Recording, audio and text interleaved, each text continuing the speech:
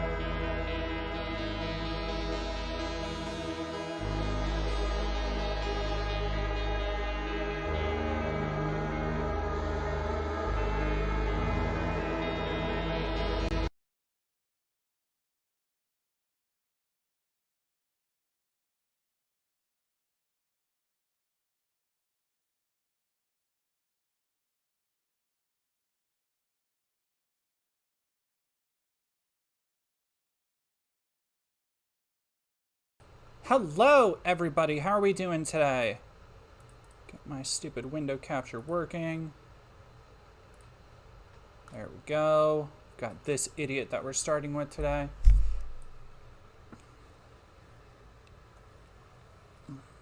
Wow.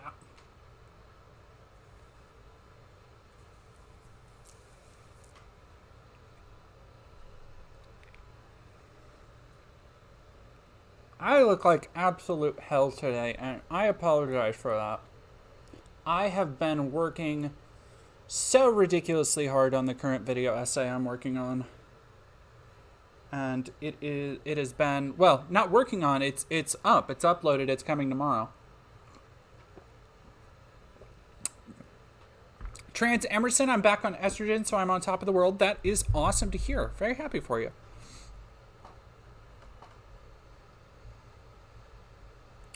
All right, let me make sure audio and everything is coming through, okay?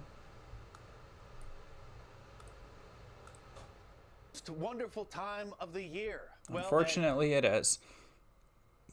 So we're going to start off with, there's a couple, oh shit, no, stop it.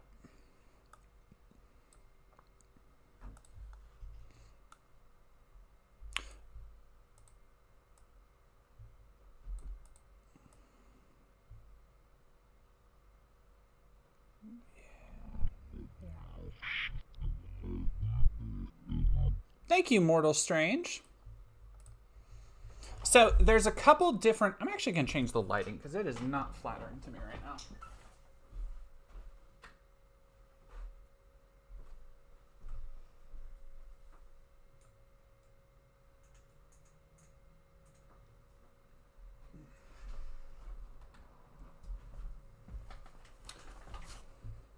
There, that is a little bit better. Yeah, I'll just turn the big light on.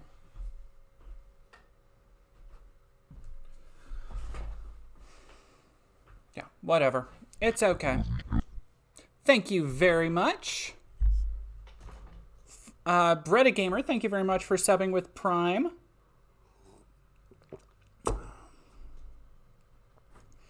I am doing okay. Thank you, everyone. Also, Spider-Man. Yes, Spider-Man is coming tomorrow. This cutie has eluded me. Are you talking about Mark Dice? Because I guarantee this guy is not a cutie. So I actually first heard about Mark Dice from the Hate Church, from the church that I infiltrated. Everybody here probably knows that already. If you don't, it's all on my YouTube channel. Where he was one of their recommendations to me for like political content, where they were like, oh yeah, no, Mark Dice has his head on right. Marquis de Sade, I hope so. I really hope so. Yeah, the first thing, Corey2404, thank you for following. And Abysmal Gender, thank you very much for subscribing with Prime. And Corey2404, thank you very much for subscribing with Prime. Goodness gracious. A lot of subs already kicking it off. I appreciate it so much, you guys. You may have noticed this man has no lips. However, I'm not going to make fun of him for it because it was due to a tragic lip-losing accident when he was younger. And he doesn't like it brought up, so I'm not gonna make fun of it too much. Anonymous, thank you very much for gifting a tier 1 sub to Trans Emerson. But I wanted to kick off where we're gonna go into. I have a couple things I want to get to today, and I think we'll get through all of it. I think so, because it's not a lot of really big long videos. I have some bigger stuff that we'll get to probably later. The Satanic Panic thing I'm going to go into today, but I have a whole bunch of stuff that we will probably have to get to later, just because it's so in-depth with like the modern Satanic Panic movement and stuff like that. And especially how it relates to like the Satanic Panic of the 80s and 90s. But today, I really want to get through just some good old-fashioned conservative mania, because we have the war on Christmas, which is still going strong, apparently. And then I really want to talk about the Cocomelon thing, because look, every time a piece of media that is intended for children comes out and it's like woke in any way, it gets the hate of the entire conservative establishment. But there's something about it that is specifically funny to me when it's grown-ass men who pride themselves on being real manly men who do manly things and like big boy stuff, getting bent out of shape over a show that is literally for 3-year-olds. Like, literally for just the tiniest little babies. And suddenly they gotta act like they're members of the Cocomelon fandom. Like it's so strange. And we're gonna get right into it, because Matt Walsh has Cocomelon beef and is trying to do he feels, I guess, inspired by his work with Bud Light and wants to replicate that with Netflix, which is just good luck, buddy. Good luck. I think Libs of TikTok might be trying to get in on it too, because they've been sharing some stuff around. Zol Royce, thank you very much. Pelican Moose, thank you for following. Lynn the Elf, thank you very much for those 12 biddies. Cheer, cheer, cheer, cheer, cheer. Thank you for spreading the cheer.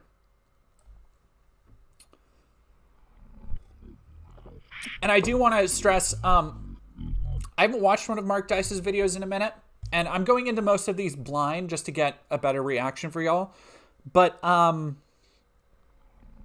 I feel like Mark Dice is the kind of cat who might use, like, you know, all slurs not being equal, but like lower end slurs. So I do want to put a slight content warning on this. But let's just kick it off and get right into it. After Haunt Freak 13 has super chatted, my lips are sealed. And Wawet, thank you very much for supping with Prime. We are 60% of the way to level 2 on the hype train already. Goodness gracious. I appreciate it all so much, you guys. Let's get right in here.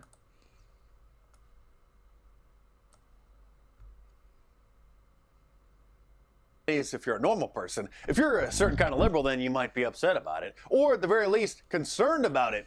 Christmas, arguably the most popular holiday around the world. Ooh, stock footage. Love it. Inclusive enough for some people. The left often mocks the war on Christmas every year while they wage the war. It's a gaslighting tactic. And like most fronts in the culture war, the left's attacks on Christmas started small and weren't...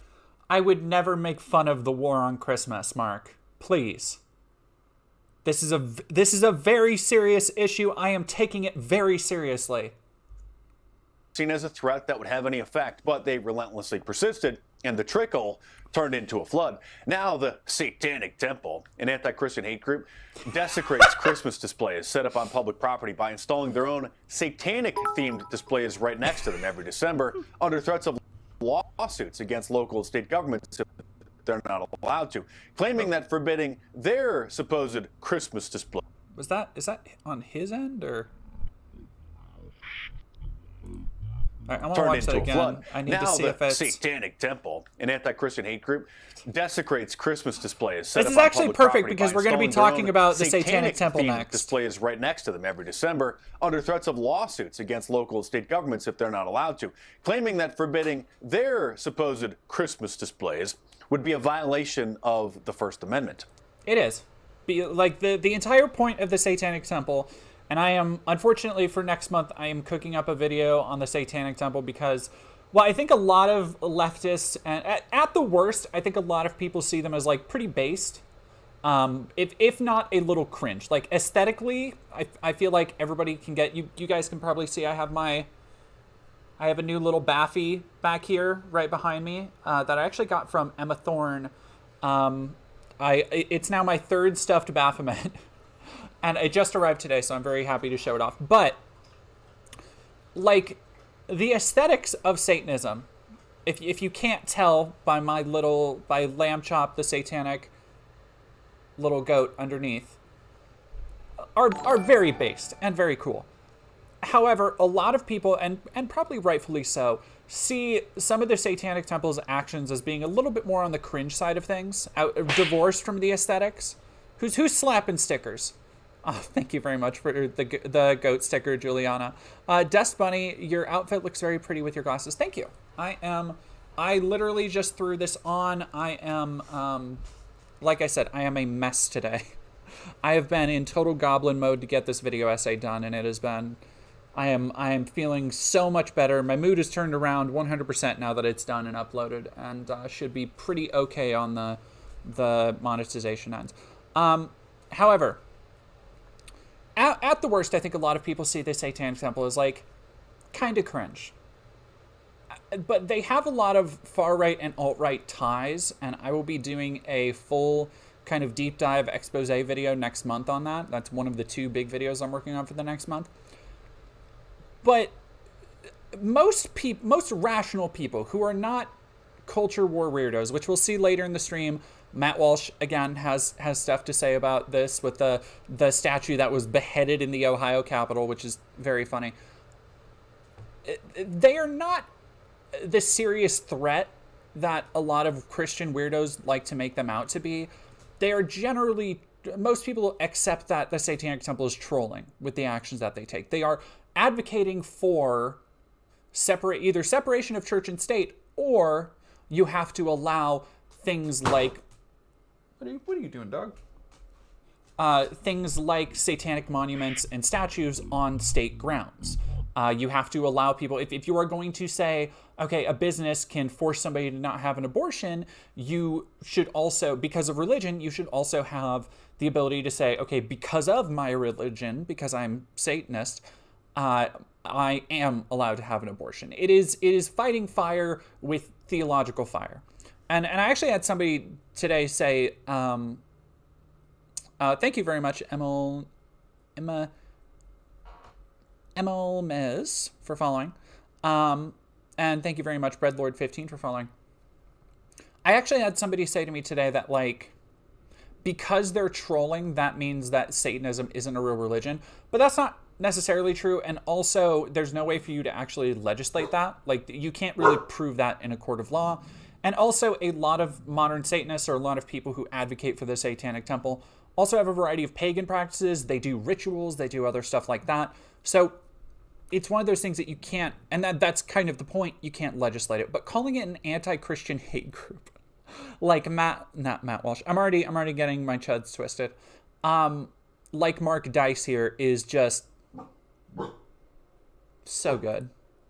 Right, so they targeted any Jewish holiday. The ADL would freak out and have them banned from social media, payment processors, and anti-Semitism. Goodness, I need to start getting bingo cards. I need to go ask Hannah Reloaded how she does it, because man, yeah, John Bainbridge, TST also does a lot of abortion rights activism. I think they're probably the most abortion rights. That might be what they're most known for, at least in the last couple of years. Clint Eastwood, I mean, the cringe level is dependent on the bullshit of the people that do shit in the name of Satanism. Black metal Norwegian nerds that commit genuine violent crimes, very cringe. Pissing off Christian conservative through non-violent malicious non-compliance, funny and based. Yeah, like that's kind of the thing, is that like a lot of Satanism is modern Satanism, like political Satanism is like, it's political trolling with a goth aesthetic. And I am personally very much for that, because I love some drama. Apps like Venmo and PayPal to cut off their funding. Amamez, thank you very much for subbing. It's acceptable to hate Christians in an attempt to desecrate our holidays. As part of the he's said that people hate Christians twice, and he's already scapegoated Jews, so that bodes well. But he has failed to actually point out how this is hating Christians, aside from just presenting an alternative theology in a public space. Like that's all that's happening here, but that's enough for him to claim self-persecution, which is very funny. Marxist propaganda aiming to destroy American culture. Leftists are working to undermine almost every national holiday. But since Christmas is a Christian holiday, despite... Very glad to have you here. Oh, and thank you very much, Emma. And thank you, Polygon. Happy to finally make the stream. I am happy to have you. It being mostly secularized for generations, Some are extremely upset about it because of its origins and underlying meaning. The name itself is derived from Christ's Mass, marking the celebration of the birth of Jesus Christ. But despite the holiday being more about Santa Claus than it is about celebrating the birth of Jesus these days, leftists still hate the holiday because its Christian roots will never be forgotten. It's not inclusive enough, they say, and it might marginalize Jews, Muslims, and atheists. An anti-Christian screed written in the Washington Post by a Jewish woman, a gyno, a Jew in name only. Those are the... Jesus. Wow. Okay. Jeez. Okay. I was not expecting gyno. That threw me off my rhythm. I forgot what I was gonna say. Holy shit. Secular, liberal, atheist, non-practicing Jews, not to be confused with the Orthodox Jews, the ones who Thank believe you in very God. much, Christopher She Vaughn. starts off her complaint saying, quote, "Please don't wish me a Merry Christmas. It's impolite and alienating to assume I follow your religion." So I want to say that on the flip side of, or on the subject of things that are like politically cringe and like maybe just a little bit more activism, less for the sake of activism of a cause and more for the sake of like, look at me, like personal glorification. I think that's the kind of shit that this falls under. Like as somebody who's pretty pretty fucking leftist, you all should know how leftist I am. This, I don't care. I do not care. Like it is saying Merry Christmas. Christmas is a colloquialism. Like at this point, like if I say Merry Christmas to somebody, I am not assuming that they're Christian unless they have specifically said, like personally, like, hey, I don't really celebrate Christmas. In which case I'll just say Happy Holidays because it's not that big of a deal. Is it a big enough deal to write it's one of those things where this feels like a liberal making a bigger deal out of something than it needs to be because of their like maybe just their privilege in life or whatever. And then conservatives use that as a talking point to go, look at, this is what all leftists and liberals believe. All the leftists and liberals, like he was talking about at the beginning of the video, all the leftists and liberals want you to say, or stop saying Merry Christmas because they think it's not inclusive enough. And it's like, no, not really. Like, it just allows them to kind of straw man an argument when I think there's more important shit. But on a personal level, if somebody were to say, hey, I'm not really about that Merry Christmas, yeah, fine. Like, sure, whatever. It's just, this seems like not that big of a deal. Oh, thank you very much, Corpse Candy. I actually just found this. So my necklace broke, and it's been broken for years, and I just found a chain that perfectly fits it. So I'm very happy. She goes on to whine, "It is everywhere for over a month in a way that no other holiday is, not even Easter. It is in every ad, in every window and doorway, and on everyone's lips." As a Jew, she says. A gyno. I mean, she's not going to synagogue. She just identifies as a Jew ethnically. He has no way to know that. Also, like, that's such a weird distinction to make. Not religiously. As a Jew, she says, it's uncomfortable, weird, exhausting, and makes her feel like a stranger in my own land. Well, that's interesting because this isn't Israel. This is America. She goes on, quote, "Despite the movies and the shopping, despite the Germanic decor, Christmas is still at its core and by design about the birth of Christ. Whenever I hear the name, I hear the Christ in it," she says. And she doesn't want to, quote, "be reminded Raging 1,000 Anorexia. times every winter." That's what she wrote. She doesn't want to be reminded of it 1,000 times every year. Well, boo-hoo. Most atheist Gentiles enjoy Christmas, decorate their homes each year, buy presents for their loved ones, and gather for Christmas dinner. They're not the ones complaining about Christmas, except for a few rare militant ones who are actually just... He's going to make this an anti-Semitic thing. I'm like, why? Okay, this is going against your argument to talk about the atheists.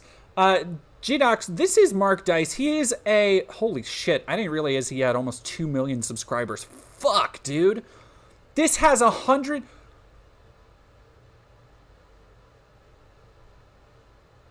Dog. I don't know how much ad revenue he gets on this, but Dude, that's like 2 months rent for me. No, that's like 1 month's rent. But still, holy shit. Josh Firestein, where he had a semi-automatic gun in front of Starbucks or tricking Starbucks employees in this area. Coffee drink. No, Mark Dice is not right. Like he's a very, if you couldn't tell, he has one of those he has one of those dispositions that just feels like he's holding back a seething rage all the time. Like it's just barely contained. I feel. But yeah, that's who this is. He's pretty far right. Like he is definitely a theocratic fascist, wants to return to Christian principles, thinks everything should be run by the Bible, type of conservative. Satanists in disguise and hate everything about life. Buddhists OMG, it's PG. Thank you for following. Told Merry Christmas. Neither are Hindus, Sikhs, or Zoroastrians. Muslims aren't offended by it either because in Islam, they believe that Jesus was a prophet and they believe in the virgin birth. Muslims just don't believe that he was God in the flesh. So they're not bothered by Christians celebrating Jesus' symbolic birthday. But an NBC News article written by a Gino. Aw, PK Ripper, thank you very much, $5. You are my goat. I appreciate it. You're my goat. Chunky Dunk Live, thank you for following. A war on Christmas. Jews who leave the house in December would beg to differ. Liberals can be as bad as their conservative counterparts when it comes to enforcing an oppressive Christmas climate. Complains that, quote, December in America is a... So, here's the thing. Going into this, I had no idea it was going to be anti-Semitic. I thought it was just going to be, like regular liberal war on Christmas bullshit. However, this is going to make me go deeper into Mark Dice because I'm doing 2 big videos I'm planning currently for next month outside of a bunch of streams. One of them is going to be on the Satanic Temple. The other one is going to be on the quote-unquote Jewish question. And how bullshit it is to, like just all the ideas and conspiracies around Judaism. So this guy's now on my radar. I'm glad I looked at this. Constant onslaught of Christmas culture.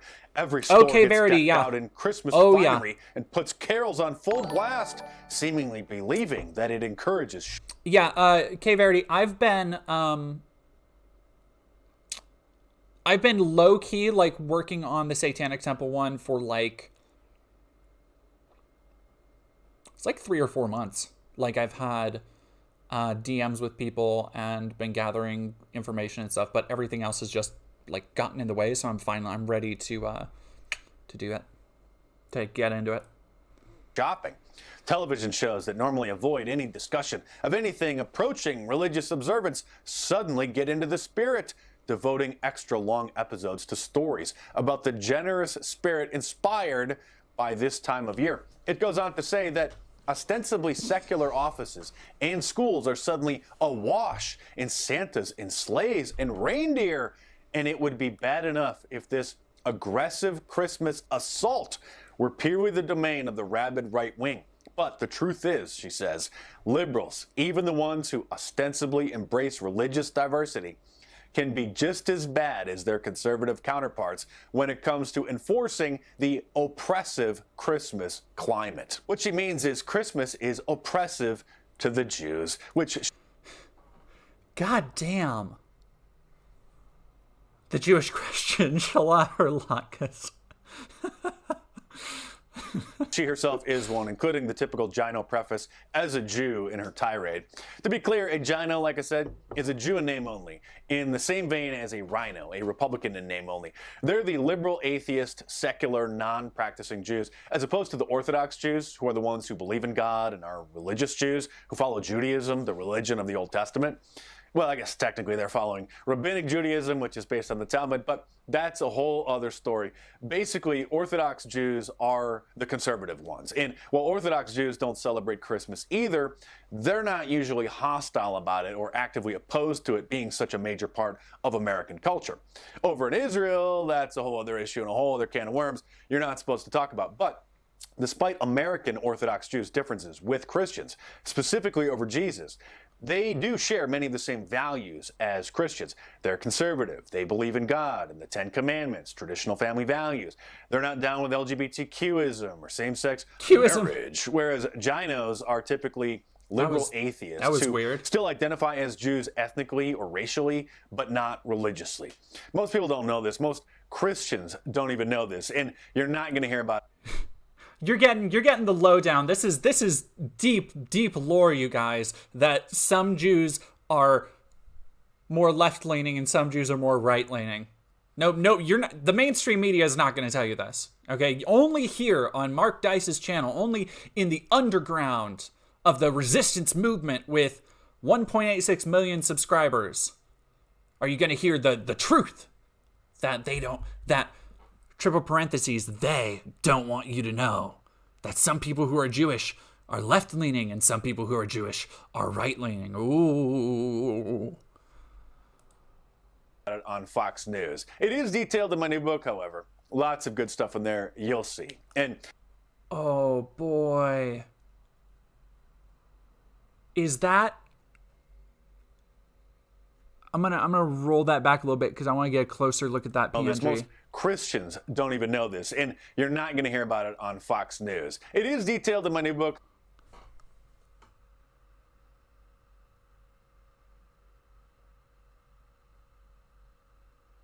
I can't tell if that's just shitty art or if it's AI. Like, it could be both. No, it's I think there's too much consistency in things like the rivets and stuff for it to be. It looks like Ben Garrison. Like, it looks like Ben Garrison, a Benny G original. Like we're looking at. I know it looks AI, but I think that's because Ben Garrison's art has that like kind of AI sheen to it. Like a lot of AI stuff has this really soft, shitty look. I know, yeah, pronouns in my bio. I was thinking the exact same thing. Dust Bunny, thank you for super chatting $5. I think if this guy watched The Grinch, he would have walked away from it thinking the Grinch should have been exiled from Whoville for hating Christmas. Probably. I wouldn't be surprised. DL 199 from DL, who died and made this guy Pope of the Jews. Feminist, Marxist, Democrats, MSNBC, BLM, Washington Post, and the New York Times joined forces to form the ultimate tankies. I kind of wish they did like a Volcanicus or like a Devastator situation where, like, you know, one of them was Marxist, one of them was the gays, one of them was the Democrat Party. Famously, by the way, these, like, this is what's really funny. Famously, these guys, Marxist, love the Dems. Absolutely. Never a problem there. Feminists, always, never a problem with, like, the New York Times. Like, Black Lives Matter always loves coverage from CNN and MSNBC. Jesus Christ. No, this looks fucking terrible. But I might have to peep that. Because From there, you'll see. And I've gotten some great feedback from Orthodox Jews who've read it. Despite our differences... Oh, no. Okay, it's already... I thought it was coming out.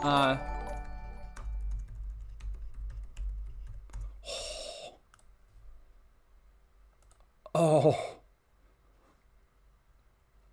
Sorry, y'all. We're going down a rabbit hole. $20 in pay... Oh, it's paperback. Okay, Kindle $10. That still seems a little much. What are we talking? What's the word here? No, I see length. I want words. Give me the deets. 338 pages. That doesn't tell me anything. What's the print like? What are we talking here? Oh boy. It bodes so well that Alex Jones is the like here's what other people got. Media analyst doing a lot of let's what do we got here? We got a excellent read. I purchased this book based on my previous purchases of Mark Dice books, New World Order, Hollywood Propaganda, and The True Story of Fake News. Copiously footnoted. Argue if you want. Mark went the extra mile citing his sources. God damn it. Am I going to have to look into this motherfucker more? Paleo conservative since the 1970s. Nerd. National American culture and faith has been polluted by the neoconservatives in the Republican Party, giving us one after another feckless candidates until along came President Trump, who reached down into the soul of America, bringing back the things which made us great.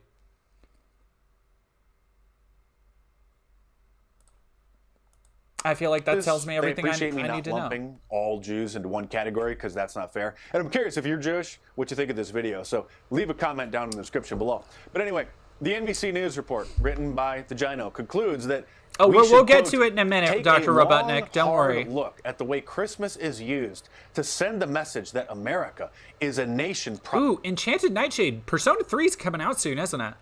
All right, so I want to give a quick, I don't think it's funny, but like, I've been, every now and then, I have like 1 or 2 Shin Megami Tensei games I'm always kind of playing. Like, every couple months I'll pick it up for a few hours. And that's been Soul Hackers 2, which is a game I like the combat in, even though the combat is very similar to Persona 5. That's fine. However, since Persona 3 and 4 were put on Game Pass, I keep downloading them, and then I finally just deleted them like 2 months ago because I really want to play Persona 3. I've only played like 5 hours of it, but the remake is coming out soon, and there's no way in hell. I'm playing Baldur's Gate 3. There's no way in hell I'm going to get through it. Yeah, February 2nd, Hyro. Like, so I'll just wait. Like, it's like a little over a month away at this point. Primarily for Christians. Well, we are primarily a Christian nation. While not a theocracy, it is the dominant religion in the country. Yeah, Go Vague's daughter. Sorry, I just totally derailed this into a Shin Megami Tensei tangent. I like not having because the only SMT games I've played are Persona 2, Innocent Sin, and I'm including Persona here. Innocent Sin, I've played like half of 5. I played like 10 hours of Nocturne on PS2, or at least, you know, the PS2 version. And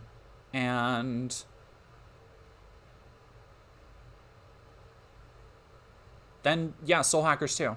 And I wish I liked the story more. Like, the story is not what drives me in that game.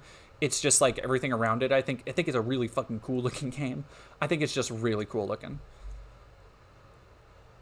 And has been ever since our nation's founding. If you have a problem with that, then maybe you should move to a different country. But there's more going on here than just a small but vocal demographic of Christian phobes getting offended that Christmas is an intricate part of American culture. Santa is now seen as a symbol of white supremacy and white privilege by many liberals who say it makes black children feel ostracized. So there are...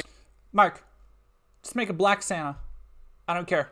Like, this is another thing that, like, I'm sure somebody in their house has a black Santa. I do not care. I don't care. I don't care. If somebody wants a black Santa, that's fine. I actually go in. It's weird because I bump up and talk about so many political points about diversity in the upcoming Spider-Man video that's coming out tomorrow. Like, it really, I feel like I'm repeating myself after I've been editing it for so many days. Because it's the same thing of like, why do you care? Like, that somebody else wants to see themselves in this thing. Unless you have a problem with, like, you remove all the other aspects of it, you shouldn't care unless you have a problem with them being black or being gay or being whatever minority they are that they want to see reflected. Like, unless you have a problem with that, like, who cares? And at that point, if you have a problem with it because of that, I don't care. I don't care what you think about it.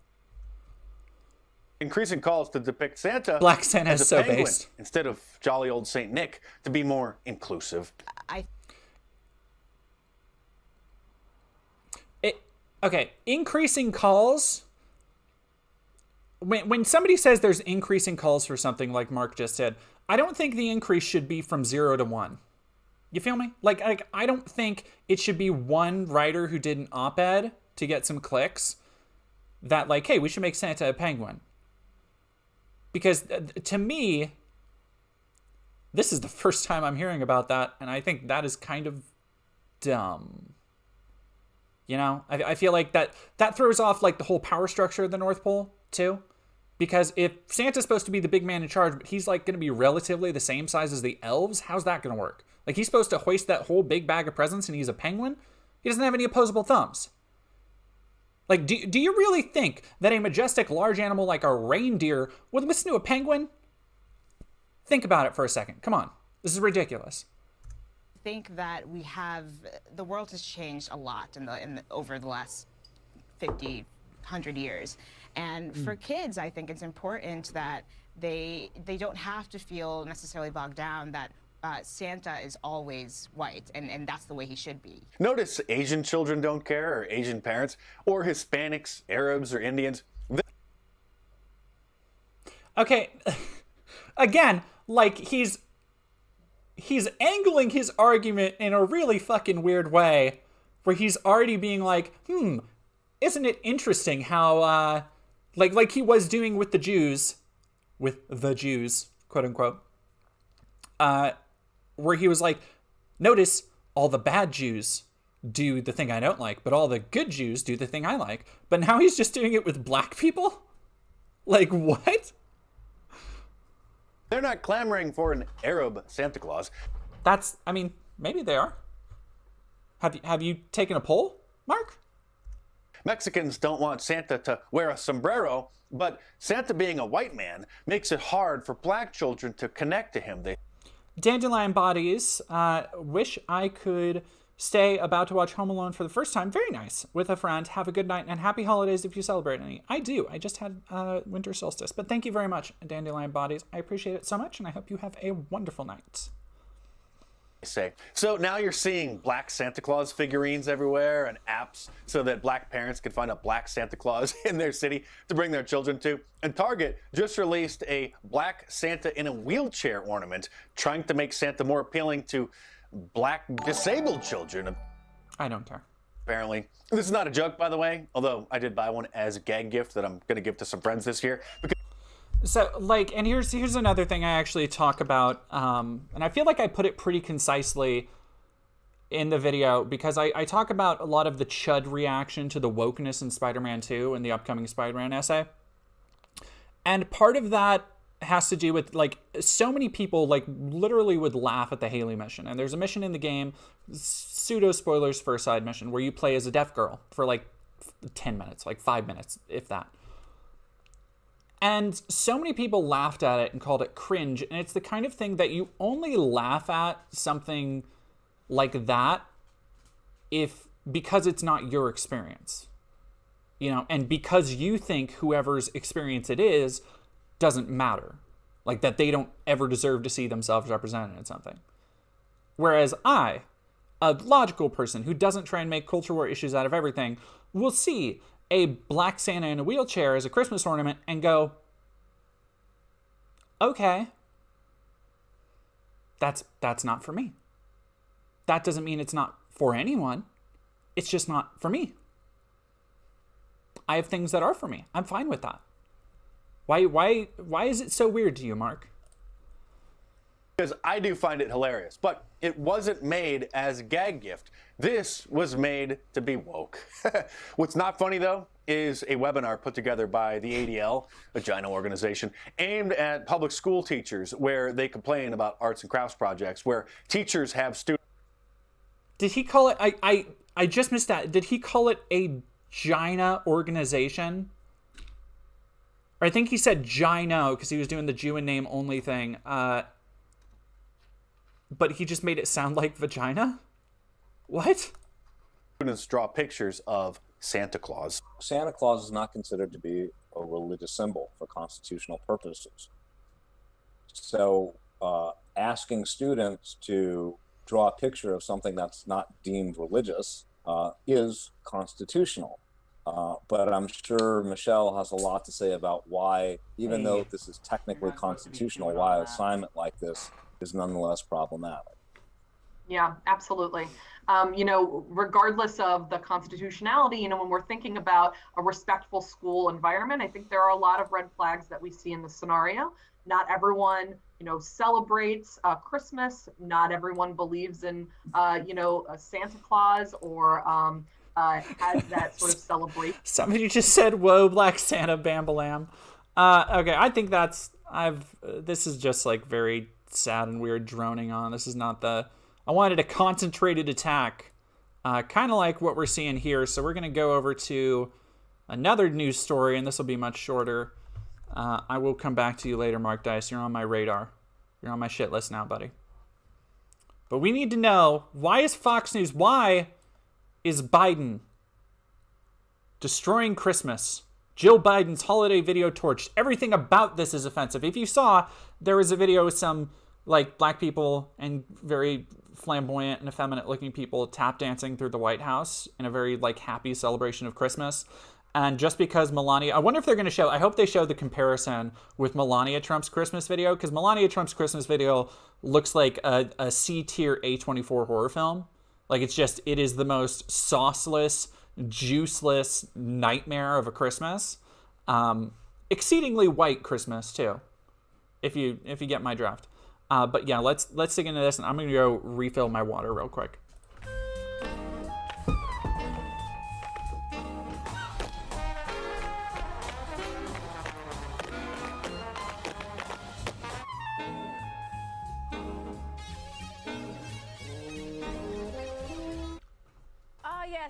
First Lady Jill Biden is getting blasted for her White House Christmas video. It features tap dancers performing the Nutcracker in the White House. There it is. Joining me right now is the Federalist staff writer and Chicago Thinker co-founder, Evita Duffy Alfonso. Who cares? Evita, good morning to you. You published a piece this morning titled Jill Biden's Hunger Games themed Christmas video is an abomination. I'm sorry. Tell us more. Hunger Games themed Christmas. Russia, Jacob, thank you very much for joining. And what a lot of people have been observing right on X where Jill Biden posted this is that... No, it's very, like, it's one of those things that, at worst, I feel like most rational people will look at it and go, okay. Like, oh, it's cute. There's people dancing to Christmas stuff. It's like a fun little spin on the Nutcracker, and... Like, I'm sure these are very talented, some of the best, like, dancers in the country or something. I'm sure they're, like, either part of a troupe or, like, they're trained professionals, all that stuff. Okay,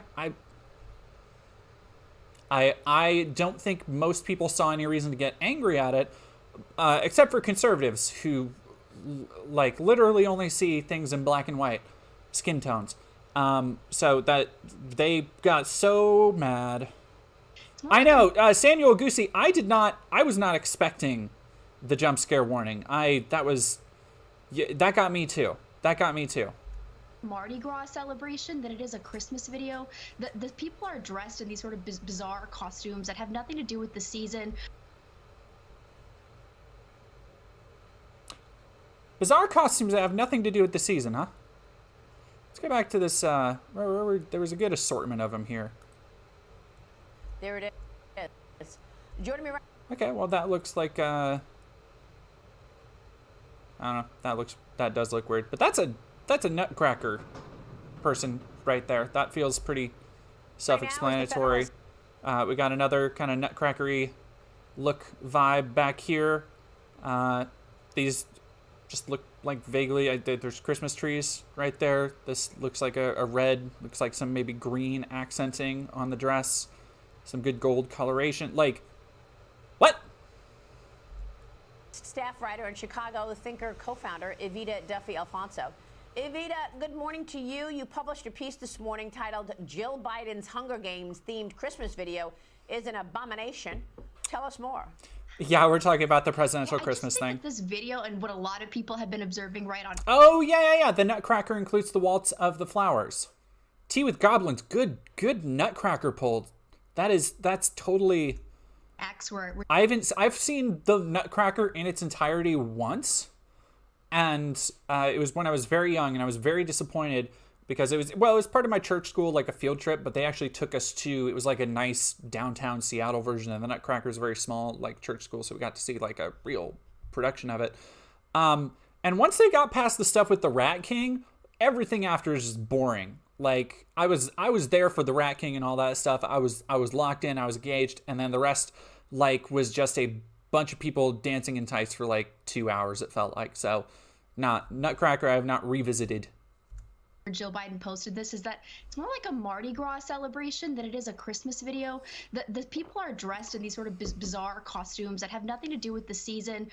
And then there's been these really, I think, kind of on point comparisons to the Hunger Games, which is this dystopian novel that a lot of young people have watched, where the characters from.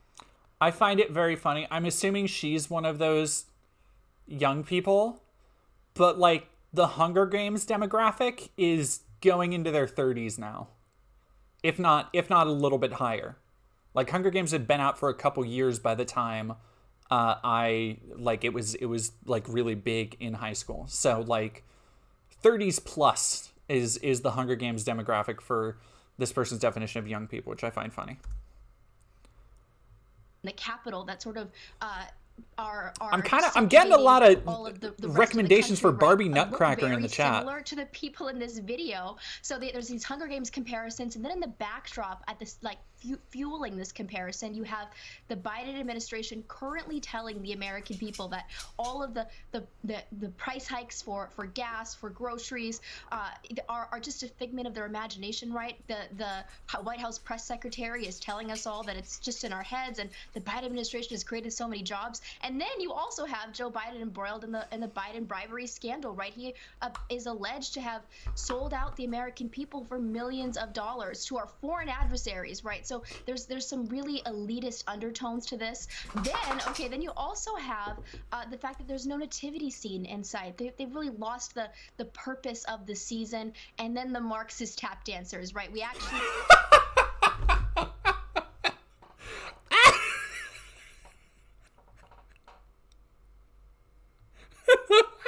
The Marxist tap dance. I'm sorry. I was not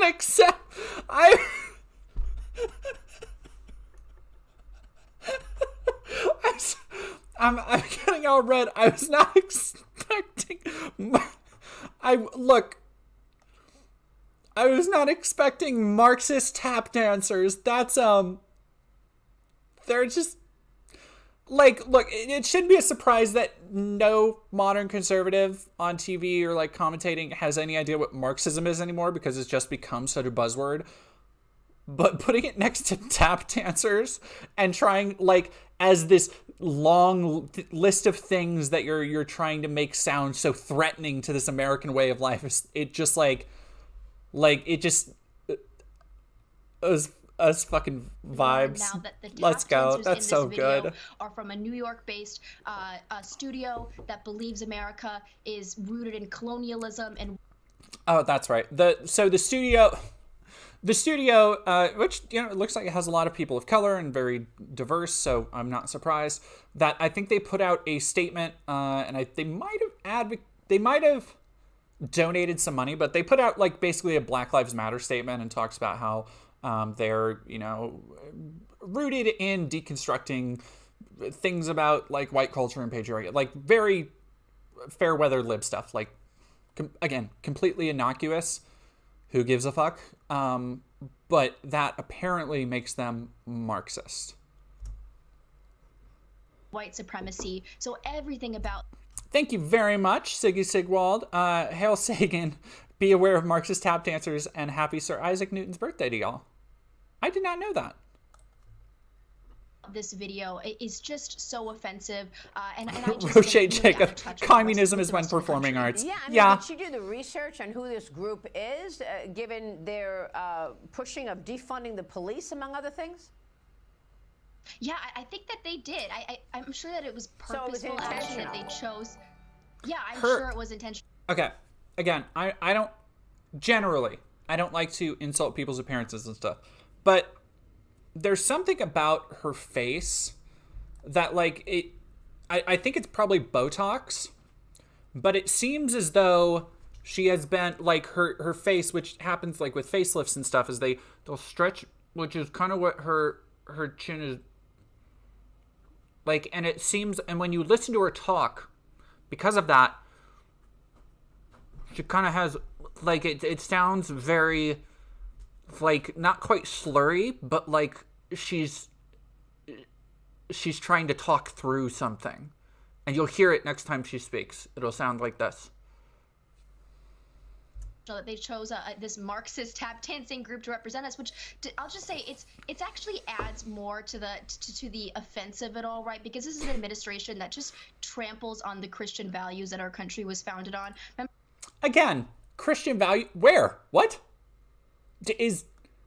Are the police a Christian value? Get involved in prison abolition work. Is prison a Christian value? Like, do you think about what you're putting up on the Chiron before the White House invited these LGBTQ activists to the White House? They took their tops off. It was just egregious. Oh God, they're still mad about the trans girl going topless. She was so real for that, by the way. Mighty Mulatto, thank you for super chatting $5. Any art form that isn't a product of individual genius but collaborative effort is seen as Marxist. Yeah, I feel like they would. I feel like they would say, like, even individual projects are the same way. Like, pretty much anybody, they can say it's facelift voice, John Bainbridge. Facelift voice. That made me laugh. Yeah. Occurred. Then you have, right, this Biden administration going after traditional Catholics and pro-lifers. This is an administration that tramples on Christian values, and this only Joe Biden, famously anti-Catholic. Adds to that, having the Marxist tap dancers be honored at the White House. You just keep saying it. Getting attacked for their stance on the Israel-Palestinian war as well. And I spoke with the CEO of Truth Social, Devin Nunes, on Sunday Morning Futures on the state of censorship in the media. Here's what he said about that. Watch this. This is the typical thing that we have seen now for many decades, but it's gotten really bad over the last 20 years, where you have 95% of the fake news is controlled by the left. It's a propaganda arm for the Democratic Party. No different than we were talking about earlier, TikTok is to China. So the polling said call Trump a dictator, and they just went with it. That is exactly right. They said we need a net. Siggy Sigwell, thank you for super chatting again. So basically, every single team sport is technically Marxist. Yes, because sports are too woke. All right, let's see what else. I know we got some other goodies here. Oh yeah, let's do that one. Let's see Michael Knowles, everybody, one of our favorite dum heads, reacting to Christmas TikToks, Chris Talks, if you will. I'm sorry I said that. I regretted it as soon as it came out of my mouth. Hello, fellow soldiers. It's Michael Knowles here, a general in the war on Christmas.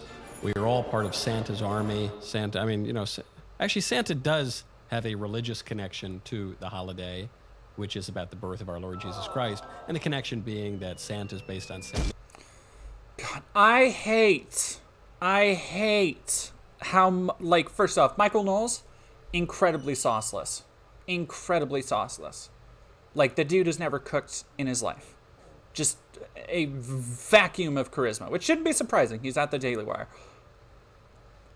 I hate how much the Daily Wire, whoever's editing these videos, really goes for, and Geeks and Gamers does this shit too. They're like trying to get that like meme TikTok demographic engaged with their style of editing, and it just grates on my last nerve because it like every ounce of it just has hello fellow kids energy, and I hate it.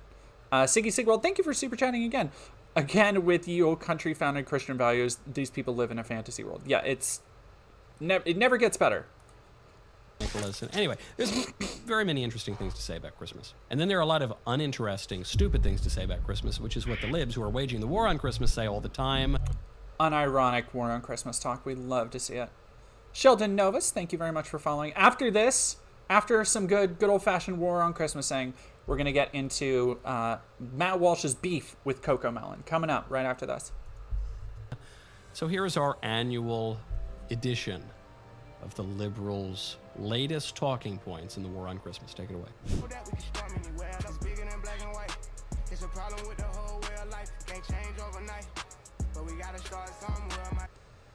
Look at him. He's like seething, searching for a reason to hate this. Like, he sees Black Lives Matter, he's just like... Breonna Taylor. This one isn't even original. What is this?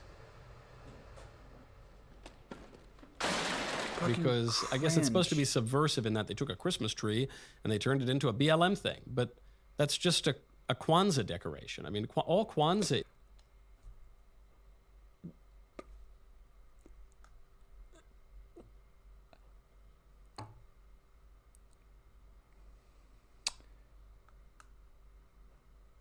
It's still just a Christmas tree, Michael. Why would you say Kwanzaa decoration? I mean, like, I know why he said Kwanzaa decoration. But it's just a Christmas tree. They're not transforming a Christmas tree. It's... All right, I'll be right back. Is a black identitarian, a black liberation movement guy who was a socialist, creating a socialist festival to try to replace Christmas. I wish you'd get out of my life and shut up. The guy gave himself the name Maulana Karenga, but his real name's Ron Everett, and he was a Cal State Long Beach professor who was later arrested for torturing women and imprisoning them and doing all sorts of sick, crazy things to them. Dang. And he was a nut, and the holiday's ridiculous, and no one really celebrates it at all. And BLM is just the latest version of that. I mean, they didn't even change the initialism from the... God, he is so boring to listen to, but also, again, literally, he brought up this whole tangent and topic to try to tie it into BLM. It literally has nothing to do with, like, Kwanzaa. It's just a BLM thing. Like, he's trying to say that this is this modern movement, and it's not at all. Like, what the fuck are you saying?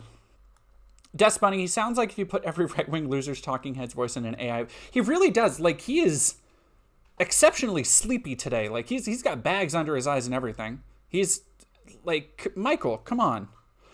300, almost 400,000 views. Good Lord in heaven. Black Liberation Movement, BLM, to Black Lives Matter, BLM. Angela Davis said it's the same thing. The people who are the inspiration of and the leaders of the Black Lives Matter movement all say this is the exact same thing as we saw in the 60s when some other wackos tried to replace Christmas with a socialist festival to whine about how black people are oppressed. Yo, it is fucking crazy that he is talking about black people in the 60s whining about how they were oppressed. That is fucking wild. He's like, oh, those black people in the 60s, oppressed? Really? Come on. Dude, what the fuck? Isn't even embraced by the majority of black people, nowhere near it. So, zing, you got us, guys.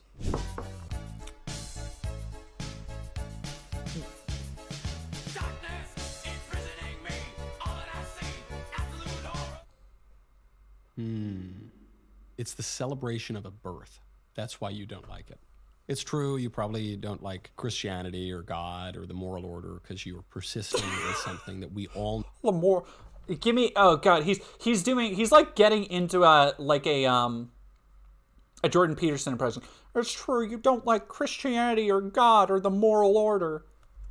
God. No, including you is obviously wrong. It's terrible to kill a baby. Yeah, fire mashup.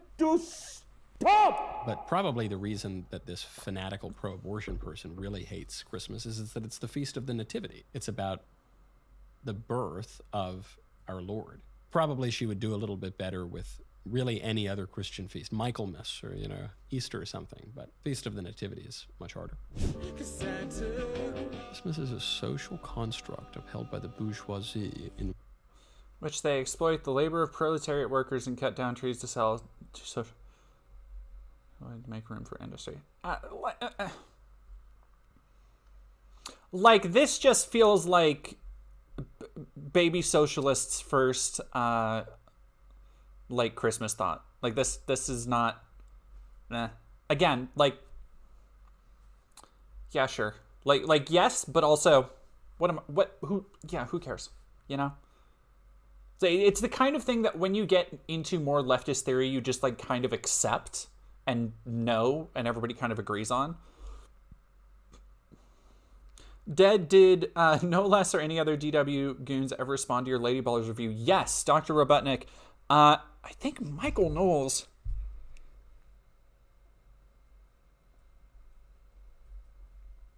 I'd have to go back and look. Michael Knowles might have retweeted, but one of the stars did retweet my original review, which I'm relatively sure at least some of them got into it because of or that is part of the reason why it got copyright struck like a day later. I'm relatively sure. They exploit the labor of proletariat. Yeah, no, Kyle Mumford, exactly. Like, it's cringe, but they're not wrong. But at the same time, like, I don't know.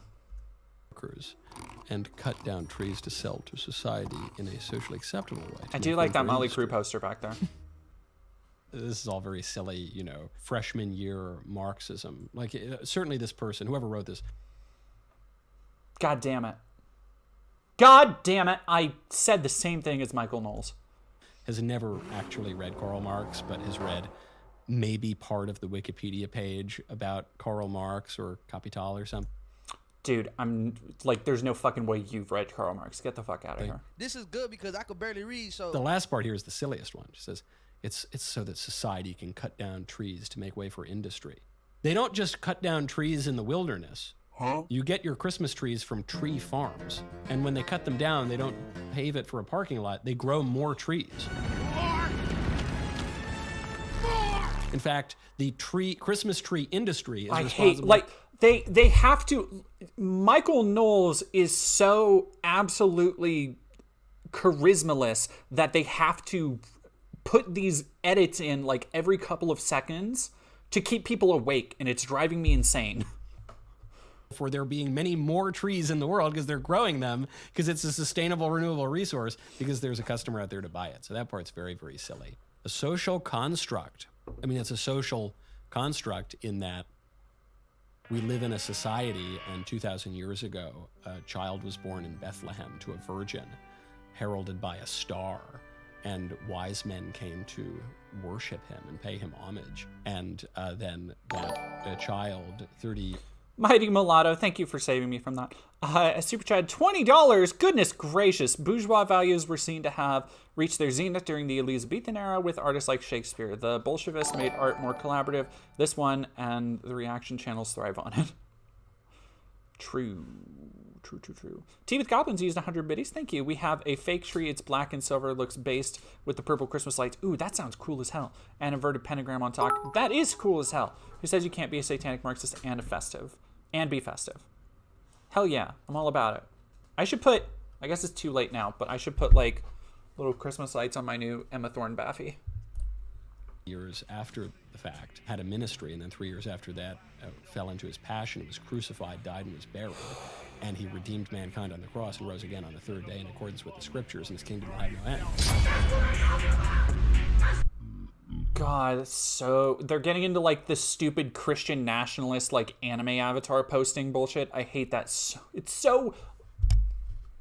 There is nothing more cringe for me than like the weird Christian Catholic, a lot of trad Caths, nationalist like Twitter dipshits. And this is giving those vibes, and I hate it so much. And people recognize that immediately and continue to recognize that today and hail him as the Lord of Lords and King of Kings.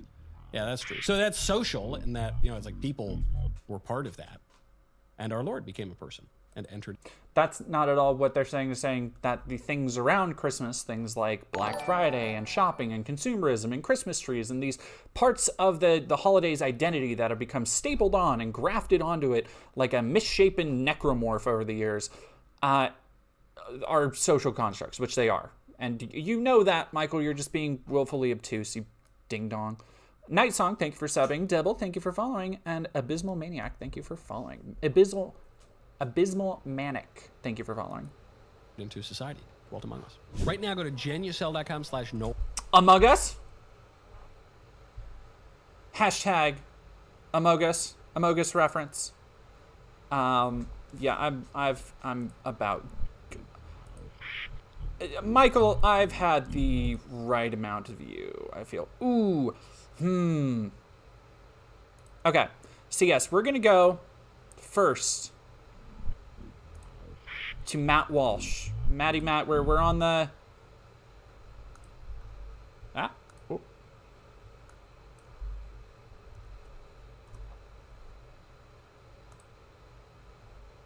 Howlsor, thank you for following. And Rathox, thank you for following.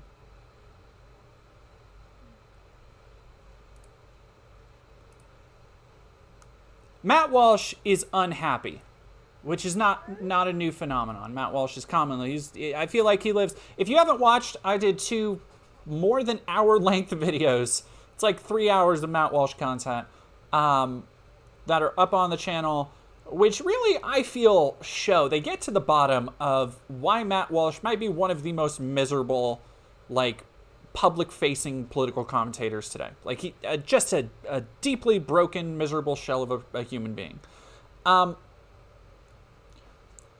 So I guess it shouldn't surprise me that he gets uptight about shows for, like, literal babbies. Literal, just small little tiny tykes. And I can't wait to see what he says about Cocomelon. Now, here's the thing. As somebody who's an adult, and granted, I've been pretty busy lately. Like, I don't have time to, like, consume a lot of media in general, so I'm pretty selective on when I do it. But, like, for example, recently I've been playing Baldur's Gate 3 when I can, and I recently caught up on the last 3 seasons of Always Sunny because I've been meaning to watch them for, like, I guess literally 3 years now. And my rating, that show's still good, still got it. I hope they never stop making it. I hope they make it when all of them are like 80. I hope they continue making it because they're still so damn good. However, because I watch things, and occasionally I'll watch an animated show, I am noted. I'm a big fan of She-Ra. If you can't tell, I have a small, let me go back here.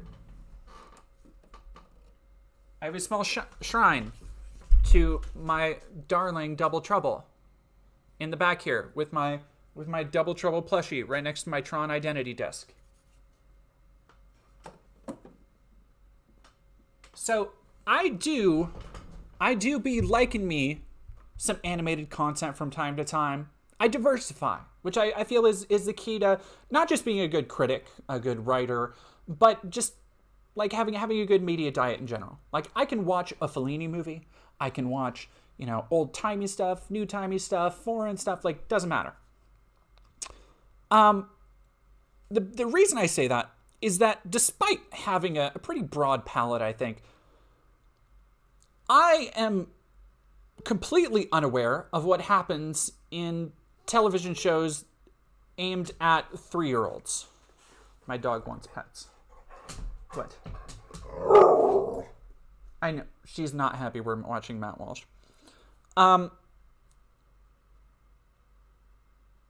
So, it's weird to me when grown-ass adults care so much about these kind of things. Alice DeRosa, thank you for subscribing. I'm going to go feed Lady real quick because I think she wants some food. She's hungry. There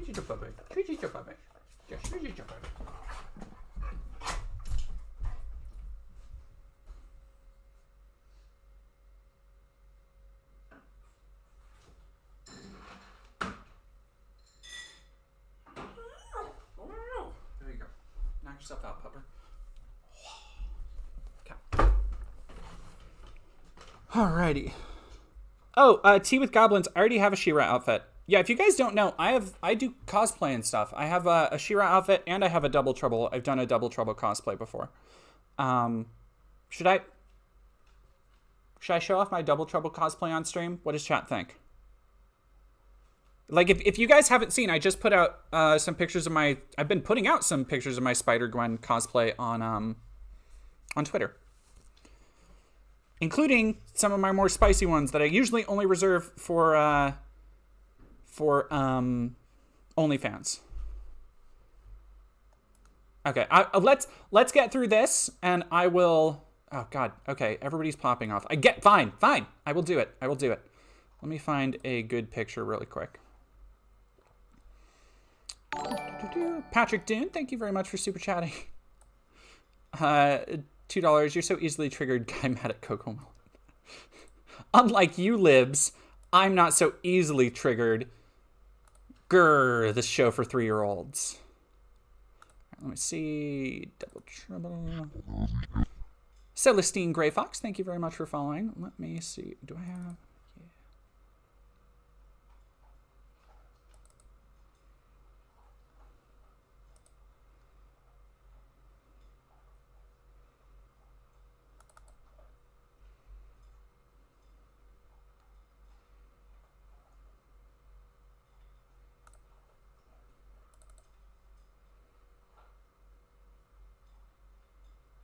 I have to pick the right one because some of the lighting was a little bit off on some of them. I did a whole face of paint and it still wasn't enough. I did it pretty good, but it still wasn't enough to, like, it was my first experience working with paint. All right, Patreon 32. All right, so that's what we're gonna look at.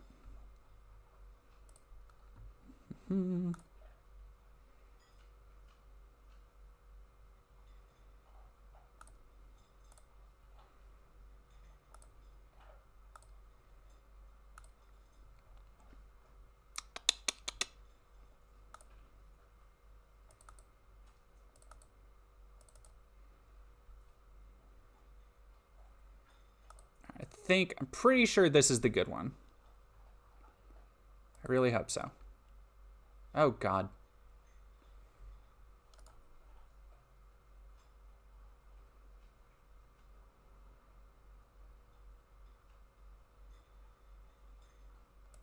Okay, there we go. All right, there's my Double Trouble cosplay, everybody. Ugh.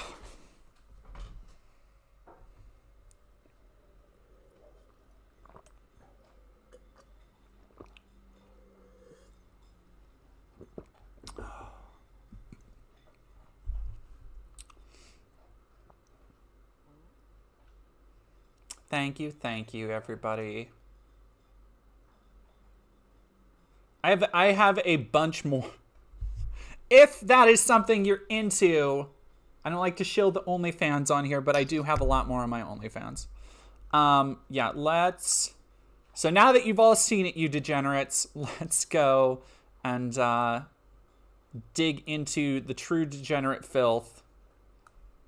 Matt Walsh. And I had to use, you've all noticed, I had to use a lot of green in that because it is, thank you Valkyrie Astrid for chiming in. Kermy McSquirmy, thank you very much for super chatting, $2. I put like 4 or 5 layers of that face paint on and it was still, it was still a little bit patchy. And ooh, I've been getting electrolysis, and so my skin's like really weird and bumpy. So if you notice any like hair growth, it's because of that. Sorry, Persephone. Sorry, Persephone. Giving us whiplash going from hot picks to Matt Walsh. Avert your eyes. Matt Walsh is mad at Cocomelon. Here's a story you've heard before. Another popular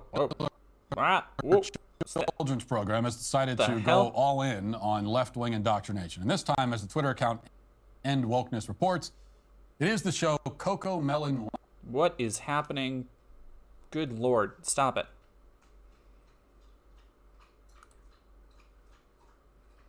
Okay, there we go.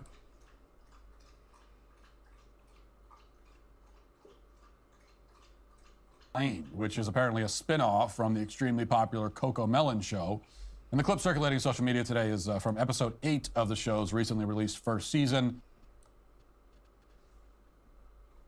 In the clip, we see a young boy, a character named Nico, I don't know why I'm having such a in a dress and a tiara, while his 2 gay dads look on approvingly. It's so on the nose that you would be forgiven for assuming that it must be like a parody. Like, is it like the? But it's not. Like, I don't know why it's really messing me up. Also, I posted speaking of She-Ra, I did post also a picture of my She-Ra costume from Halloween. I think I posted it on Twitter. So if you just look me up in Grayskull, it should come up. Dust Bunny 269 from Dust Bunny. This truly is a gender moment. Thank you. This is like his Jujutsu Kaisen. I mean, like, I feel like we know why Matt Walsh cares about this. Matt Walsh, Mr. Matt, I violate my kids' consent all the time, Walsh. I'm still very happy with that clip I put at the end of the video I did with Savvy Writes Books. Jerry Sanders, $5. The cringe is so powerful, even YouTube is buckling. Yeah, I feel like I don't know what's happening. The last couple videos have played completely fine. What's going on here? Dog. Hello. Do you want on stream? The camera cannot see you. The camera cannot see you. You just crave the spotlight. It's genetic. I know. All right, we're just going to let it play. Not intentionally anyway. Sadly, this is very real, and here it is. Watch. Thing that we know about you, you love to get up and dance. How about you break out those moves? Banger. Your two biggest fans.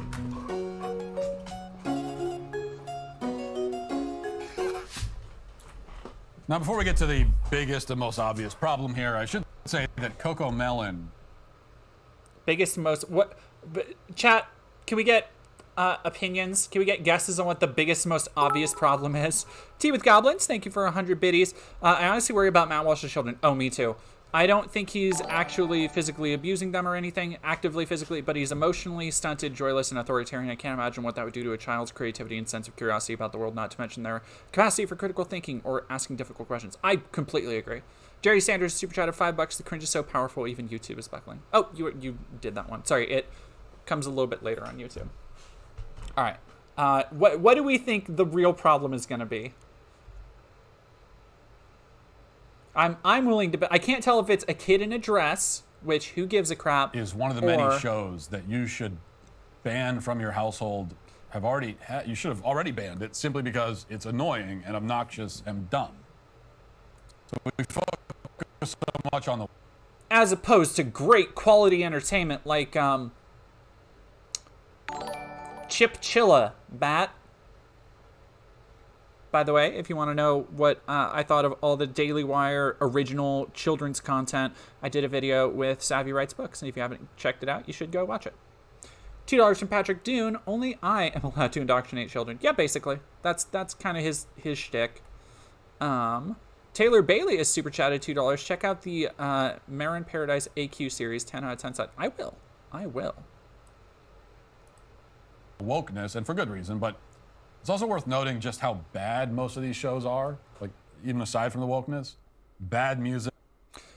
Okay, here's the thing. Unfortunately, this is like the ultimate case of worst person you know has a point.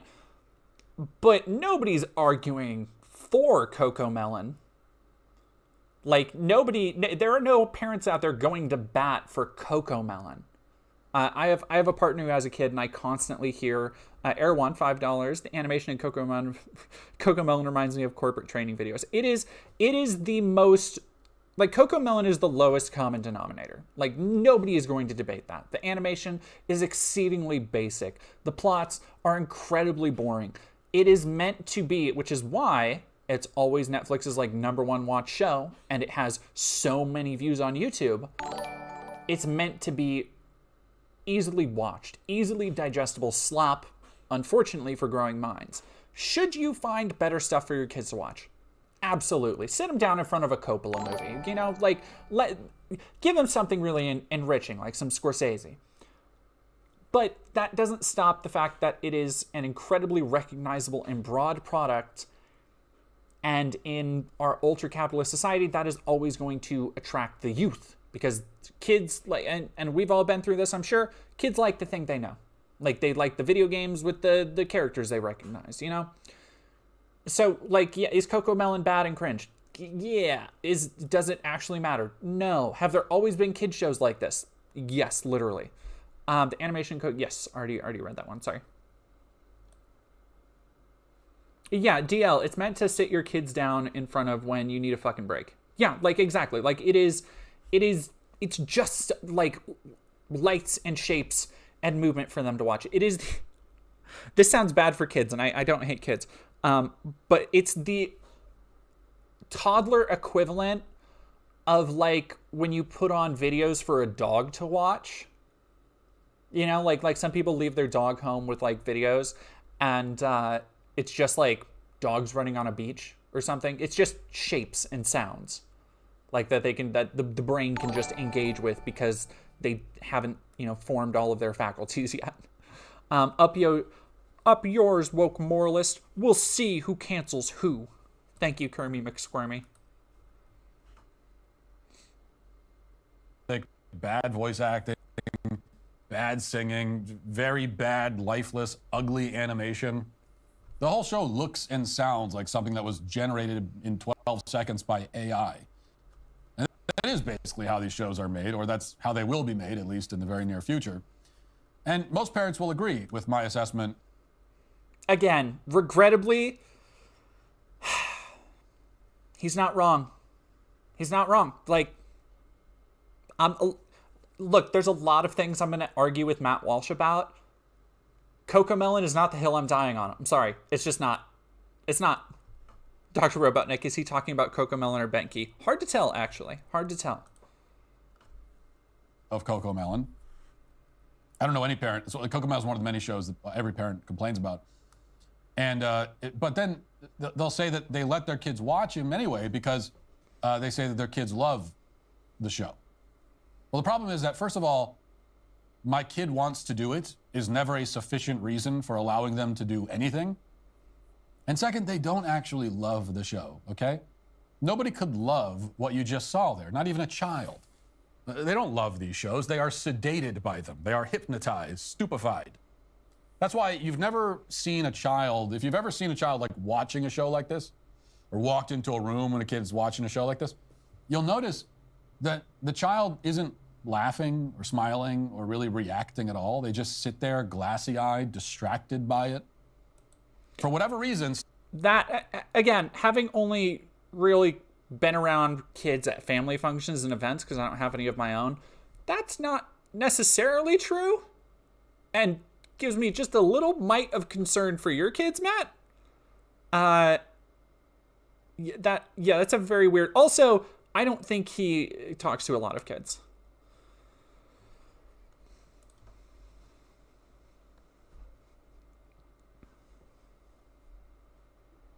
Yeah, I feel like Hyro, it's probably his coworkers. Watchable to a 3-year-old, but they don't love it, and they certainly aren't gaining anything from it. It's just that companies like Netflix specialize in churning out content that is compulsively watchable, stuff that will keep you sitting there slack-jawed and tranquilized. They produce that type of content for adults and kids alike. And that brings us to the most significant problem here, which is the message that the content is delivering. Whatever the message is, the child watching the show will be perfectly susceptible to it.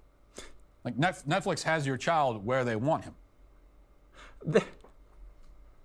He's trying to make... Look, Matt, you didn't have to go through this whole preamble. It's a very obvious message. It's not subliminal. Like, he's trying to make it sound like it's like Netflix is engaging in MK Ultra tactics. It's pretty obvious, my guy. But what again should I expect? I actually recently dunked on Matt on Twitter because he was talking about how he didn't get, like, now No Country for Old Men is one of his favorite movies because he didn't get the message of the movie, which is very explicitly in the last scene, until like the third time he watched it. So I'm not surprised.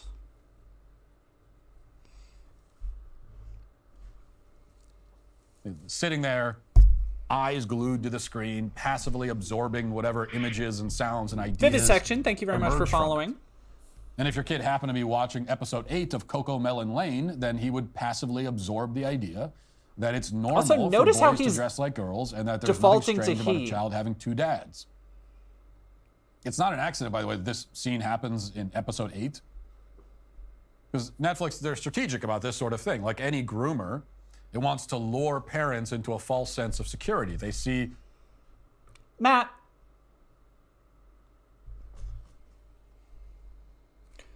Why do you know so much about grooming strategies? Like, why would you start off your... Like, why would you start off being like, as we all know, as any groomer knows, you want to get him by the 8th episode.